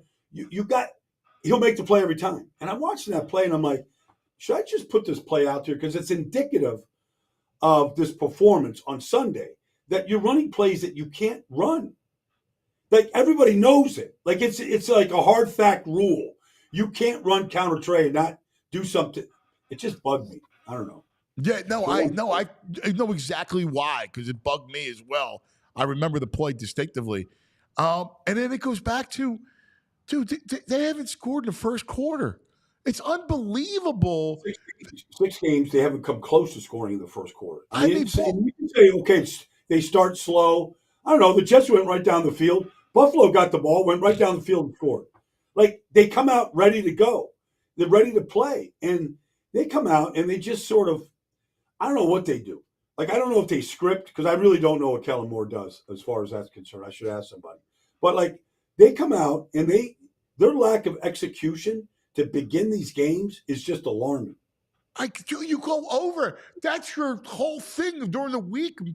You walk through your script. Absolutely. I mean, but that's your Saturday morning. Like, everybody on some level has a Saturday morning test, about just basic game plan type stuff. Or not to take it. But you literally come on Saturday morning walkthrough and your 15 plays, depending on field position, a couple of factors. But for the most part, this is how we're starting. This is why we're doing it. This is our walkthrough. This is like, let's go out and make sure we got this down against every look. Let's run it against, like, whatever they might do. It's just horrible. I mean, I got to tell you something. It drives me nuts. Yesterday we have Zach Berman on, who covers the Eagles for us, right? Yeah. And I'm bringing this up to him. I'm like, talking about the scripts, and he's like, well, what they want out of the script is to take a look at what they're in, to show what they're. Yeah, you should know that. That's called game planning. That's what you should have an idea of what's going to work. Like, you don't need to come out and run vanilla stuff to see what they're in. I never heard anything like it. I'm a one-time. I'll never forget this, because we know we love Andy Reid. And I'm not, look, there's only one Andy, okay? Right. So the Eagles are playing the 49ers in San Francisco. I'm doing the game for Fox. So Big Red he doesn't do it anymore, but he used to come out on the field before the game and just watch the other team warm up, stand at midfield, watch his team watch the other. Just so he sees me and he's like, one of these things. He goes, hey, if they give us this look with these 2 deep right here, we're taking Deshaun on a deep post. Just letting you know, Baldi. I'm like, All right, Andy. So, 49ers line up 2 deep posts. This is classic. Andy he still runs this play where they run 2 verticals and one will stop. Yeah. And the safety, one of the 2 safeties will drive on it, and it opens up the field That across. spot. I know that play. So Doug stole it and ran it in yeah, Jacksonville. Yeah, you're absolutely right. Doug stole it. Okay. But Andy used to run that play all the time. It could be a tight end receiver. It could be 2 down. It could have been Chad Lewis. It could have been anybody, right? Back in the day. So Andy tells me this. And so I'm like, I got a play-by-play guy that's just, I don't know who it was at the time. But anyways, Kenny Albert, whatever. So I'm like, look, we'll lay out on this opening play. Because if I see these 2 deep safeties, I'm going to sound like I'm really smart, And sure enough, Andy freaking stung him. Deshaun had one of those classic, 60-yard touchdowns. First play, Andy gave it to me. I'm like, they knew, we're going to go sting them. We're going to be up 7-0 here before we start.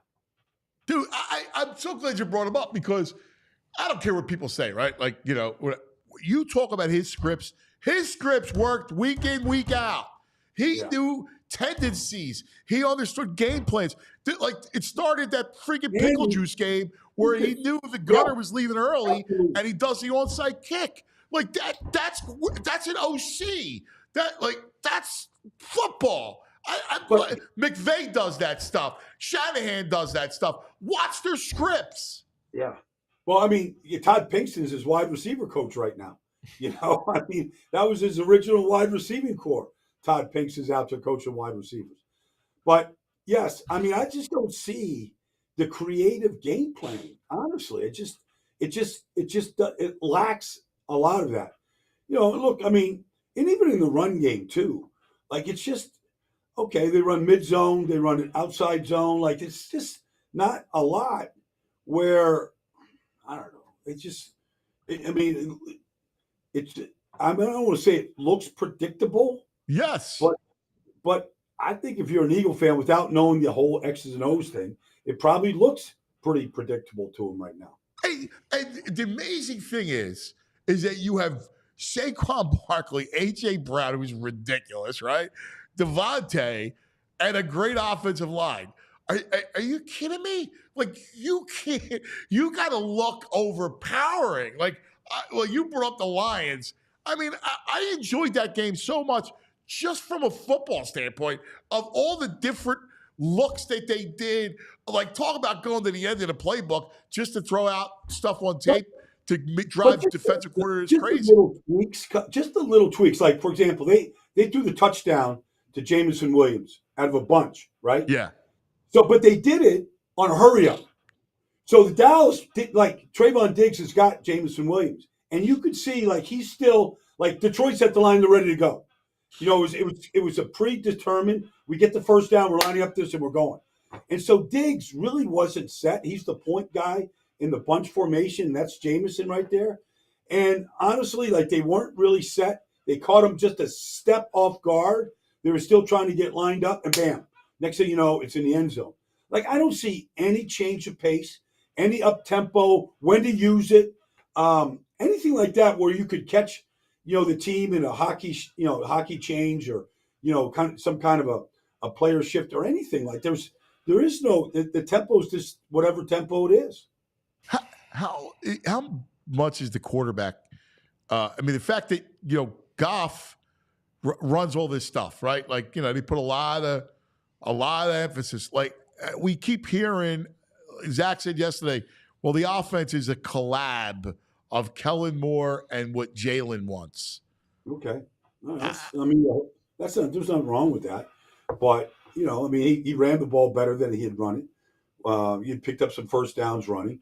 So there were some good things like that. I don't know, the touchdown to AJ was a great throw, but he makes those throws to AJ. The catch is unbelievable because Martin Emerson is actually the best corner. And so when AJ goes up, and it's like low post basketball, but low post basketball in the air, and so he puts it up there, and literally Emerson is he's got his hand right in his chest. And freaking AJ comes and clamps his hand against his chest to catch the ball. Like, it's a ridiculous. I mean, it's really pretty Well, spectacular. you had a great line. You said he caught everything, including his hand. Right. Yeah, he did. He caught. He wasn't gonna. He caught the whole thing. So I mean, it's, but like, just Jalen does trust him to that level. Like, okay, I'll throw jump balls against a good corner, and trust that he's going to go get it. But it was just. How come like you don't run like his throws? If you look at that offense, it's such low percentage, like down the sidelines. Like how come? Where's the deep post? Like how come you don't do any of that? Like everything's low percentage. Or just even comebacks, just basic comebacks on timing. Yeah. You got AJ out there on these guys, man coverage. Like, let them just go, run 18. It's not like the line can't hold up for an 18-yard comeback. Right. Where and then you don't have to actually be perfect with the throw. This has to be done on timing. You just don't see a lot of that. And maybe it's because AJ was out and the timing isn't quite there, but you would think after, 3 years together that it certainly would be there right now. All right, last thing real quick, because we have to do this exercise with you. We've been talking about it. If I give you NFC rankings, who's better? All right, Eagles or. So obviously Lions, Niners, Packers, Vikings, Falcons, Falcons over the Eagles, right? Well, that's a toss-up because the Falcons can kind of stink it up too at times, just like the Eagles have. Okay. That came down to one drive at the end of the game. Tampa. I'd say Tampa's better right now. They just put this Sean Tucker in a backfield the other day. The kid's never played really before. Oh, my God. He was unbelievable. Best running performance by a back in Tampa since, the Super Bowl year. And he caught the ball, too. Oh yeah. He caught everything. But he's got a burst. Yeah. He's got a real burst now. Chicago. Caleb looked better. Well, Chicago, he's played really well the last 3 weeks, but Sunday he was outstanding. I would take Chicago now because I like their defense a whole lot more than I like the Eagles' defense. Washington's offense is awesome. What Cliff is doing with Jaden, you talk about Detroit's offense. Wait till you see Washington's offense in a couple weeks. Like, that is fun to watch. Dallas. They ran a play the other day, and Cliff always has new plays. Yeah. They ran a play the other day I've never seen in my life, ever. And I was like, and it's so creative. It's with Austin Eckler and Jeremy McNichols and Jaden. And it was just a simple screen, but it was a throwback. I would draw it up for you. It's kind of hard to explain. But I was like, that's cool. I like that. That's a good play. Oh, that's like, awesome. I would steal. That's what I want to see out of Kellen Moore. Yeah. I want to see that. Yes. Dallas you like the Eagles better. Dallas is terrible. Yeah, they stink, right? Dallas is a bad team right now. Maybe if Mikey gets back and tank, they could be a little better defensively. Honestly, they don't have a corner opposite Trayvon Diggs right now. No. They just don't. I mean, if I put AJ over there, that's the other thing. Because, honestly, I just want to see some matchups, Like, if they play the Giants this week, I mean, okay, Deontay Banks is pretty good.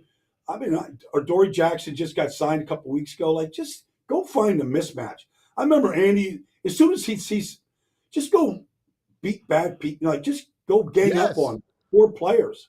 Yes, I'm with you. Seattle. No, I like the Eagles better than Seattle. Good. Giants, you like the Eagles. So you basically got... Giants defense, though, is good. Giants defense is really... These young kids, Andrew Phillips and Tyler Nubin. I know, they're good. I don't know. Good, too, the kid Tracy. The kid Tracy could play a little bit.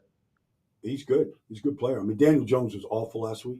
Otherwise, I mean, easily, defensively, they could have won 3 in a row right now. They lost to Dallas. They lost last week, but to Cincinnati. But, I mean, if the offense, if they could just... If Daniel Jones could just be halfway decent. I know. And they're going to get Malik Neighbors back probably. Like, they're going to present some problems for the Eagles. Yeah. All right, brother. Listen, I know you got to run. Thursday Meat Locker. Let's do it. Let's have some fun. Sounds good to me. You're the best, buddy. See you, There he is. Baldi. I love it. He goes, because he's going to go click off, right? Yeah. So you see his face come up to the screen. He's the greatest. Like, anytime he's got that eye roll, it's like, oh boy. Yeah, Oh, like he boy. doesn't want to. Like I don't blame him. I'm like, He doesn't want to trash anyone. Nobody wants to be that. Like I don't want to be. I want to be pumped up. Right. I want to be going into the like. Let's go on a run. I just get frustrated. Like stuff like the scripts, right? Like, dude, I watched Andy Reid. I know what those scripts were. You watch good coaches. You see the opening game script. These are first 15 plays. This is not good. No, there's a stat going out about the average depth of target on their opening drives. It's like 22 yards they're trying to get on every play. And then when they dial it back and he's averaging a 7-yard depth of target, he's much more efficient. I mean, they're just low, like you're saying, they're just low percentage shots are taken. I just don't understand why they don't use the middle of the field. I'm frustrated. You gotta get someone who's in that room to figure out why the middle of the field's not being used. I mean, I just don't get it. It's way easier to defend if they're not. If you don't have to defend the middle, and especially what Cleveland's giving you, right? They give you a lot of man in the secondary, right? A lot of man look, or if you're going to play single high safety like that with man underneath, you got to beat that middle of the field. I mean, I played cornerback terribly in high school for a little bit, and like the sideline's my friend. In the middle of the field, it's tough to cover people running around the middle of the field. Wow, and the one touchdown was a gift, like he said, the Devontae touchdown, where the guy stopped running. All right, we got Devon coming up, and this portion of the program is brought to you by Rite Aid. RiteAid.com for your neighborhood pharmacy, all the locations near you. All right, let's talk about Parks Casino, Street Road, Bend, Salem, the Excite Center. That's right. We love it. The whole thing, Parks Casino. It's our choice. Yeah. That's it, man. This is how you win. Parks Casino, Pennsylvania's #1 casino, is so close to anywhere. That's right. Street Road exit off in 95, the PA Turnpike. Less than 2 hours from New York City, Brooklyn, Staten Island. Less than 90 minutes from Delaware and South Central Northern New Jersey. Everywhere, man. But it's in our backyard. So easy from here, 95 North. Yeah. Anywhere you want, Yep. You got it, right? It's really perfect. The Excite Center, again, is a state-of-the-art entertainment venue inside Parks Casino right here in Bucks County. Named one of the best places for concerts and comedy. Great place to see the country's best comedians and music headliners. Tickets on sale now for these headliners. The acapella Sounds of Straight No Chaser, October 16th. October 24th, TLC. Don't go chasing waterfalls. October 25th, Michael Blousey. That gets JP and I every time. November 1st, Invincible, a tribute to Michael Jackson. November 14th, Ezra Ray Hart, the lead singers from Sugar Ray and Better Than Ezra and Tonic join together for an incredible night. I don't have that yet. All right, I need you to get that. Yeah, all right? I got to research that one. November 23rd, comedian Steve Trevino. December 6th, Patti LaBelle. I got a new attitude. Comedian Eric D'Alessandro, December 14th. You can enjoy dinner, drinks before the show at Liberty Bell Gastropub, Parks Grill Steakhouse, the Bamboo Noodle House, parkscasino.com for tickets. All right, everything Parks. Got to be 21. If you have a gambling problem, please call 1-800-GAMBLER. Hey, time to give a shout out to our friends over at TrueMark Financial Credit Union. Kelly Baldi, the CEO. Kelly Baldi. Kelly, she's a great CEO and a great crazy Eagles fan. Yeah, Philadelphia sports fans. Like she was freaking out with the Phillies. Their approach, like she could go XOs every sport. That's why I love so it. you go in, you apply for a loan, and you talk some sports. All good. Oh yeah, and she's a leader. She's like, listen, Sirianni's got to button this up now. yeah. Maybe she needs to give him a seminar on leadership. Man, I grew up in a credit union family. So TrueMark. Credit unions, you join the credit union, you become part owner, profits go back to you instead of big bank shareholders. And it's like a little family. You got better rates, lower fees, better return on your savings, and flexible options. And they got all those fancy digital tools and websites like the big banks. TrueMark has local roots. It's headquartered in Fort Washington with 24 branches in the Philly area, and they serve our community and our people right here at home. Becoming a member of a credit union has so many benefits over being a customer at a big bank. I mean, it's like a no-brainer. You're a person. You're not just a stat. You're not just profits for a big bank. You're a family at these credit unions. So head over to truemark.com/PHLY to learn more about TrueMark and find a branch near you. That's truemark.com/PHLY, federally insured by the NCUA. All right, buddy. Here we are as we hang out, and joining us, do we have our man? Yes, we do. It's time to talk a little Sixers basketball because last night in the game, Paul George, a hyperextended knee. I mean, listen, it's not serious, but you never like any tweak. Let's welcome our main man. We love him. The great Devon Givens. Yeah, Devon. All PHLY Sixers. The association tips off next week. When you build a team around Joel and Paul George, you just have to hold your breath. Yeah, you do, unfortunately. And luckily, at least for right now, after the game, when he spoke to Gina Mizell of theinquirer.com, he stated that he's not too concerned about it.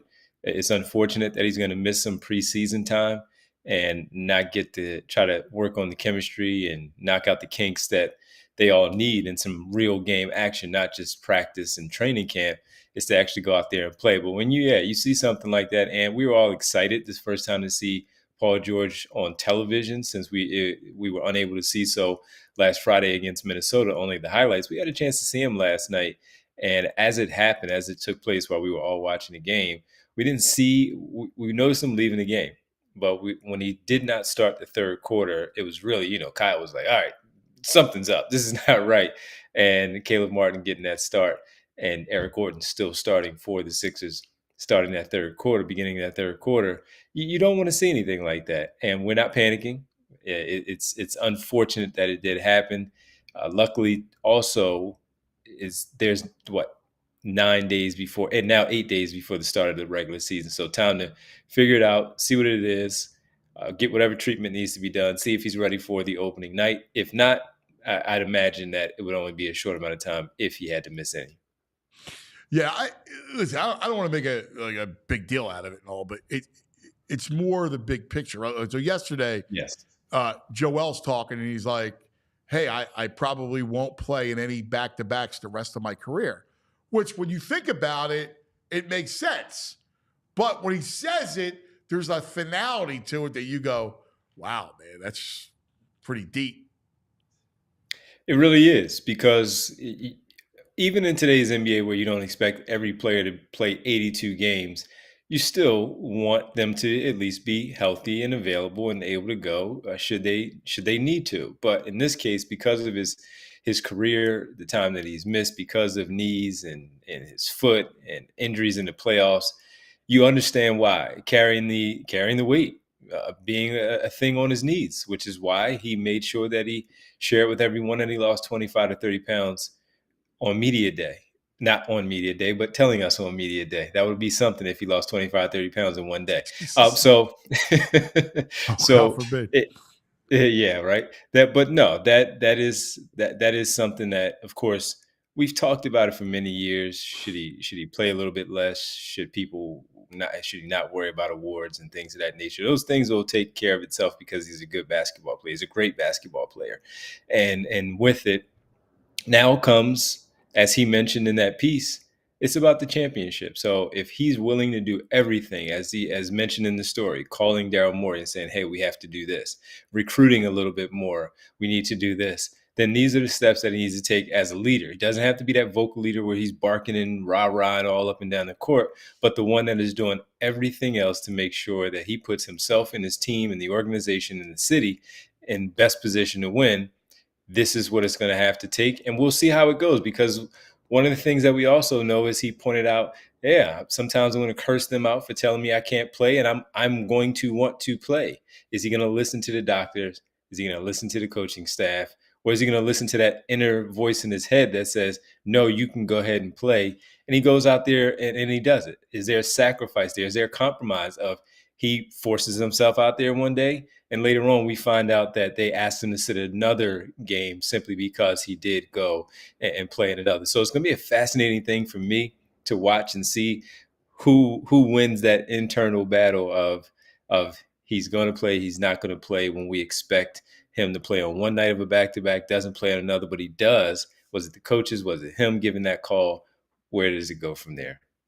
So what do you think the plan is? Let's think about this for a second. With him and Paul George, who you also got to be careful with, right? And you know, again, you're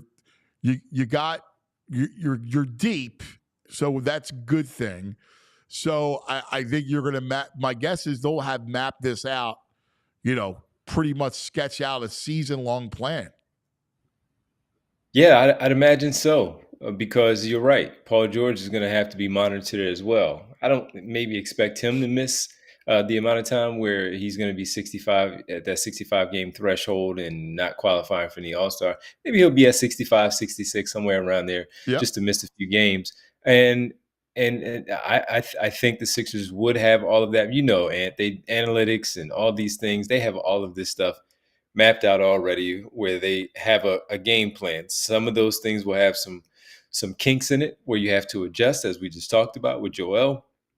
But they have it. I'm sure they have it mapped out. They have a pretty good plan of how they're going to go about it. It starts with the no back-to-backs. Joel already has load management games that we already know of. So how much will that go into now missing these back-to-backs? If I don't remember off the top of my head how many back-to-backs there were.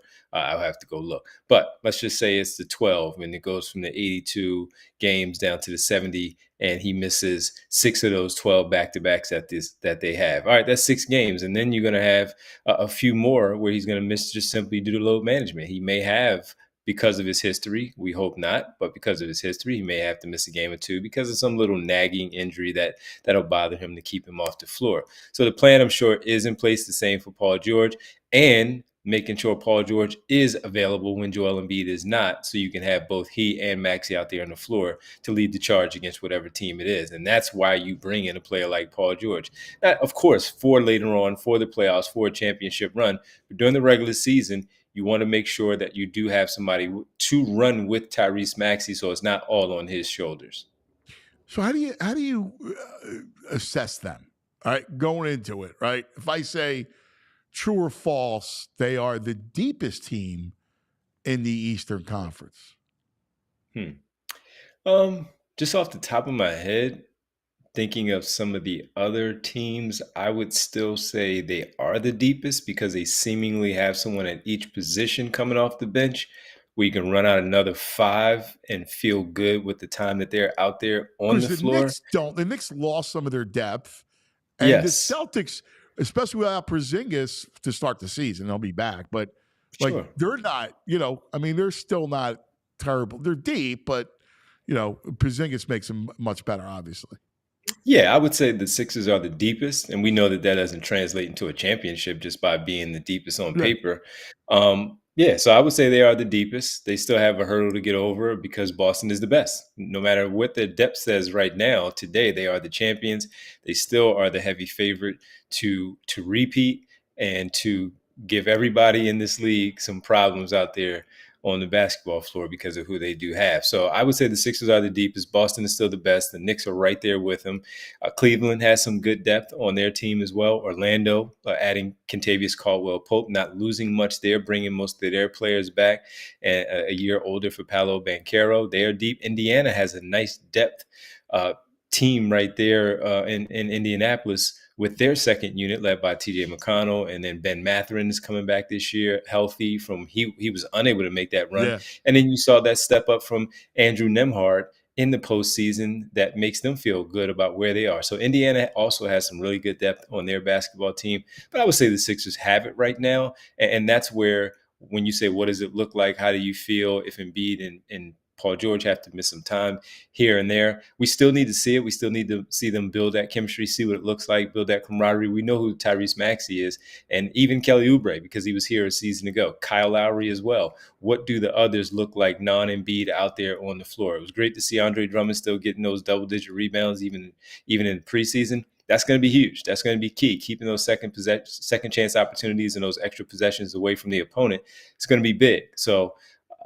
they're still good. I'm not all that worried about who they are collectively as a team with that depth and the head coach.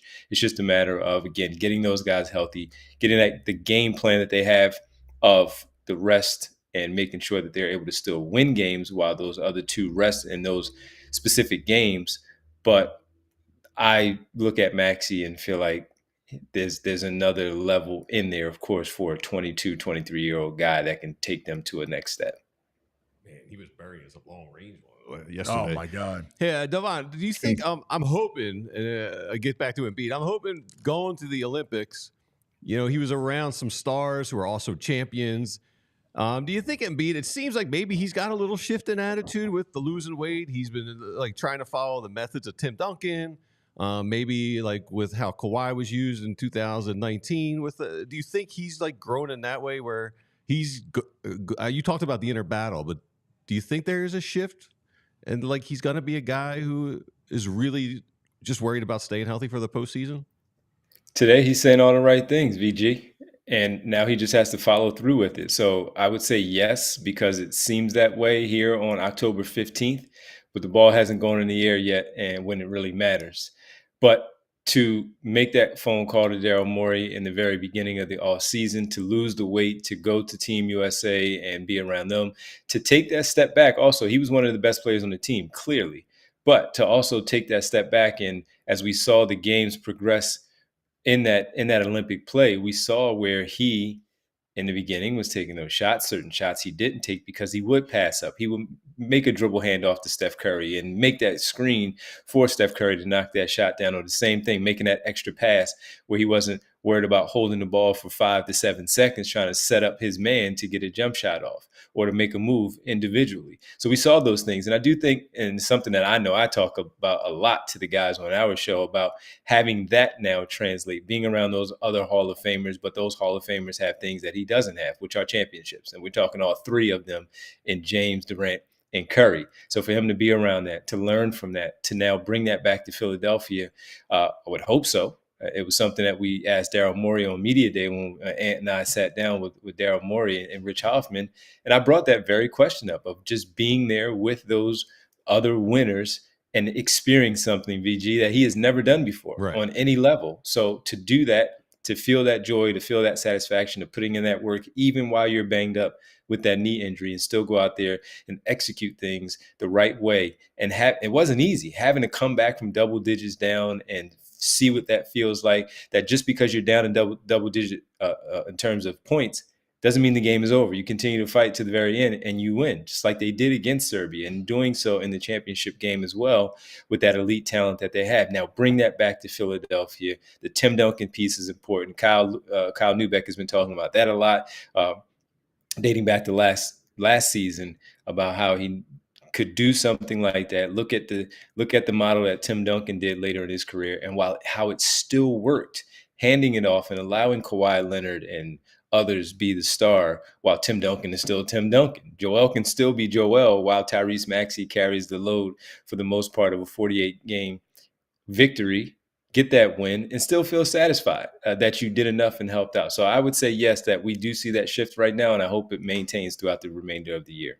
And do I have any chance my man Adem Bona is he gonna contribute at all this year?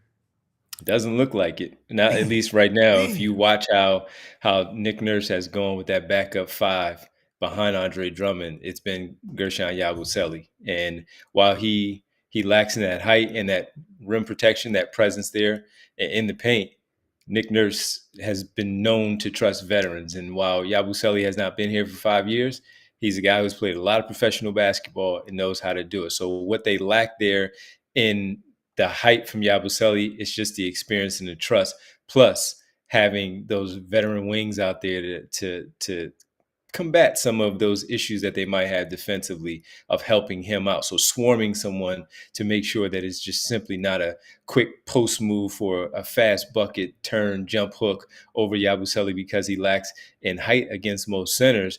He's going to be able to hold his base because he's a big guy, and then have that help defense from his wing teammates there as well. So Dembona, it's going to take some time. We'll get a chance to see him with the Delaware Blue Coats quite a bit, hone his skills there, and maybe later on in the year, his number will be called and Nick Nurse and the coaching staff will trust him. But right now, I think Yabusele has that edge. I think it's clear. Yeah, it feels that way. Yeah, I just love obvious. that kid. Yeah, and I hear you. Hey, last thing, real quick. Did you see DiVincenzo yapping the other night? I did. Yeah, I did. Nova crying. What's that about? Do you any idea why he's chirping at Rick Brunson and at Tibbs? What was that about? Yeah, I don't know. I was just like everyone else trying to figure that out, because when you first saw the clip, you were wondering who he was talking to, because Jalen Brunson was standing on that right block. He's close with Jalen. It's his best friend. So he's standing on that right block for the box out after the free throw is released. And then you see that you kept seeing on social media that he was talking to the bench and mentioning Tibbs later on. So that was wild. It was interesting. Dante DiVincenzo has a lot of fight in him. He doesn't talk a lot. He's one of those guys, just watching him over years. He talks when he's talked to. And apparently someone said something that got him going throughout the game, and didn't want to get traded. For all the people who are out there saying that he was upset because these other players were brought in, no, he wasn't. Why would he want to leave that situation? He was still going to get his 25, 28 minutes a night as a sixth man coming in and being able to potentially win that award in that spot and compete for a championship.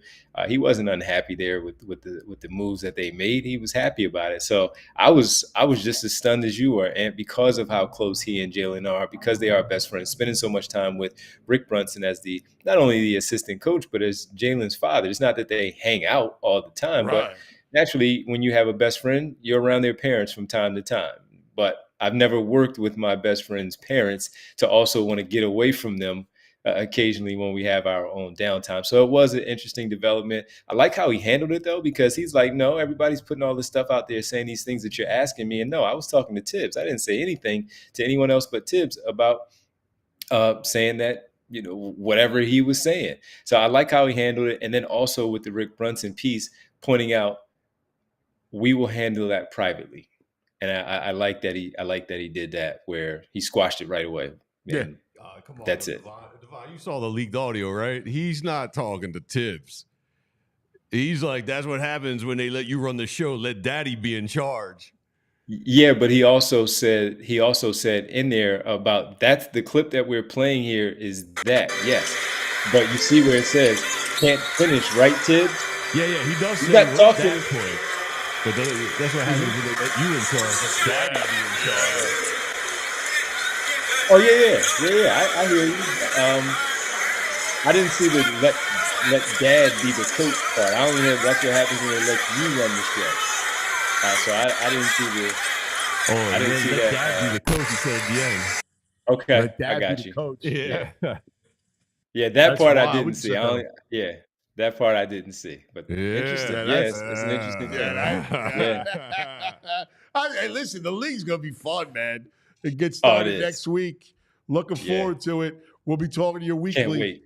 You all right? Can't wait, man. Looking forward to it. Can't wait to be with you guys as much as we can. So it should be a fun time. Always appreciate it. You're the best, buddy. We love you. Thanks, pal. Love you too. See Here you. he is, Devon rules. All PHLY. Devon rules. Yeah, he does. I love our Sixer guys too. Yeah, all my people here. Yeah, what is up with that Nova stuff? Derek and Kyle. Of course, the great Devon Givens. All right, time now for the Rite Aid back in the day moment. We need like a jingle for this, cause. What do you? Yeah, we do. We need a little jingle. Yeah. All right. Yeah. All right. So I thought of you guys this morning. So I found this on Twitter. I thought it was great. We're going back to 1927. Oh, man, I saw this. Opening night at the Palestra. Opening night at the Palestra. It is jam-packed. Dude, I've only been here once for, ironically, a Penn game, and it's awesome. I want to go back. It's a great venue. This is the greatest venue on the planet for hoops. Look at that. Sixers used to practice here, right? Well, that's wild. Before the Camden Sixers facility? did it. Didn't they No. Before Camden, they were at a place called Pecan. It was on City Line. It's amazing. Still is. That an NBA team Still there. practiced at this place. LaSalle's practicing there now. I was talking to Bob Cooney. He said LaSalle's been practicing there when they get renovations on their gym. It's unbelievable. Pecan. Like you would walk in like there'd be an NBA team playing, and people are at the Philadelphia College of Osteopathic Medicine. It's bizarre. It's the most bizarre thing in the world. That's how small time and how it just blew up. Yeah. Wow. Did the NBA did the Sixers just play a preseason game at the Palestra recently within like the last 5 years? I thought they did something there. They should. Yeah, they did. I think so. All right. I got some nugs. Yeah, we got a couple nugs. I want to get a couple nugs. I missed my nugs. We didn't get any nugs this week. I want to start off. There's a couple things I want to start off with right away. There's a woman who just made her debut as the first NHL coach. And I think we got to bring her up, right? She's coaching the Kraken. She's on the Seattle Kraken staff? She's behind the bench. I think it's a big deal. It is a big deal. Oh, here we go. Yeah. Yeah, we just got a picture of her. Okay. I thought it was I think her name's Jessica Campbell. Look at you guys. Right. So, I don't know. I just want to give her props. It's a big thing. She's breaking through, Assistant coach for the Kraken. Yeah. It is definitely a big deal here. Here we go. There we go. Yeah, guys. Jessica Campbell. There she is. So, good, Jessica. It's good, man. Making history. Yeah. That stuff rules. What else also rules is I was so against Thursday Night Football on Amazon, but God bless them. 0 political ads. Yes. They are accepting no money for all these annoying political ads. Because you watch a game. It's unbelievable. It's relentless. And we're in a swing state area, so it's just brutal. Relentless. Yeah, so that's a good one. Zach Edey. You see his numbers? I thought he was going to be a stiff of all stiffs. He put up 23 points, 9 boards in 18 minutes. Back there. Jackson, second hero. Laravia. Now Edey in the post with a right hand. Zach Edey. Just 31% from three-point range. What a pass. Newton took it. Now Edey. 10 seconds. Backing his way in against the smaller Jackson. Turns and powers. Like, in sports is cycle. We think that sports is going to stay status quo. Yeah. Like the NFL. Like RPOs and down the field and spread offenses, but look what's back.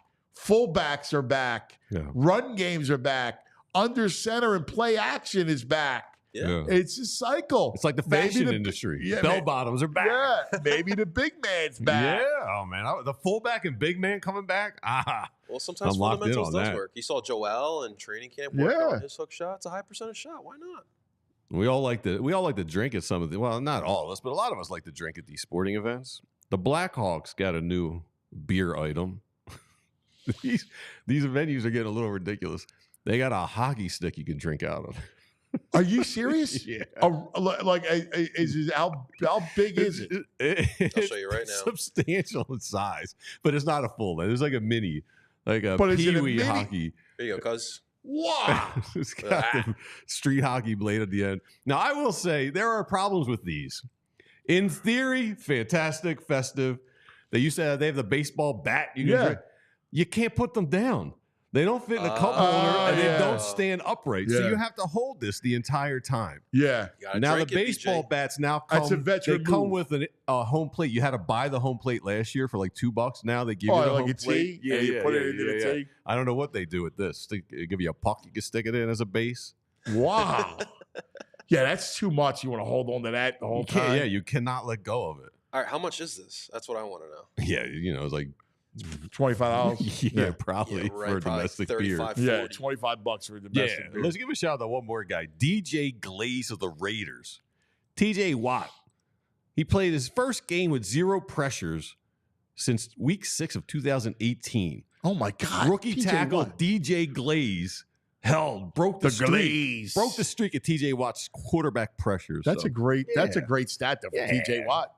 Yeah, oh dude. man, we're gonna be He is seeing him. ridiculous. Yeah. So Glaze is a dog. We'll see him later on. TJ Watt. Ooh. So I like it. Some props to DJ DJ Glaze. Well, we'll see what is in store for the Phillies later today with That's going to be interesting because they're going to speak. Dombrowski and Topper speak today. Everybody, that's going to do it for us. We love you guys, man. Have a great day. Go Flyers. We'll see you in the morning. Flyers. We all silly like the mayor.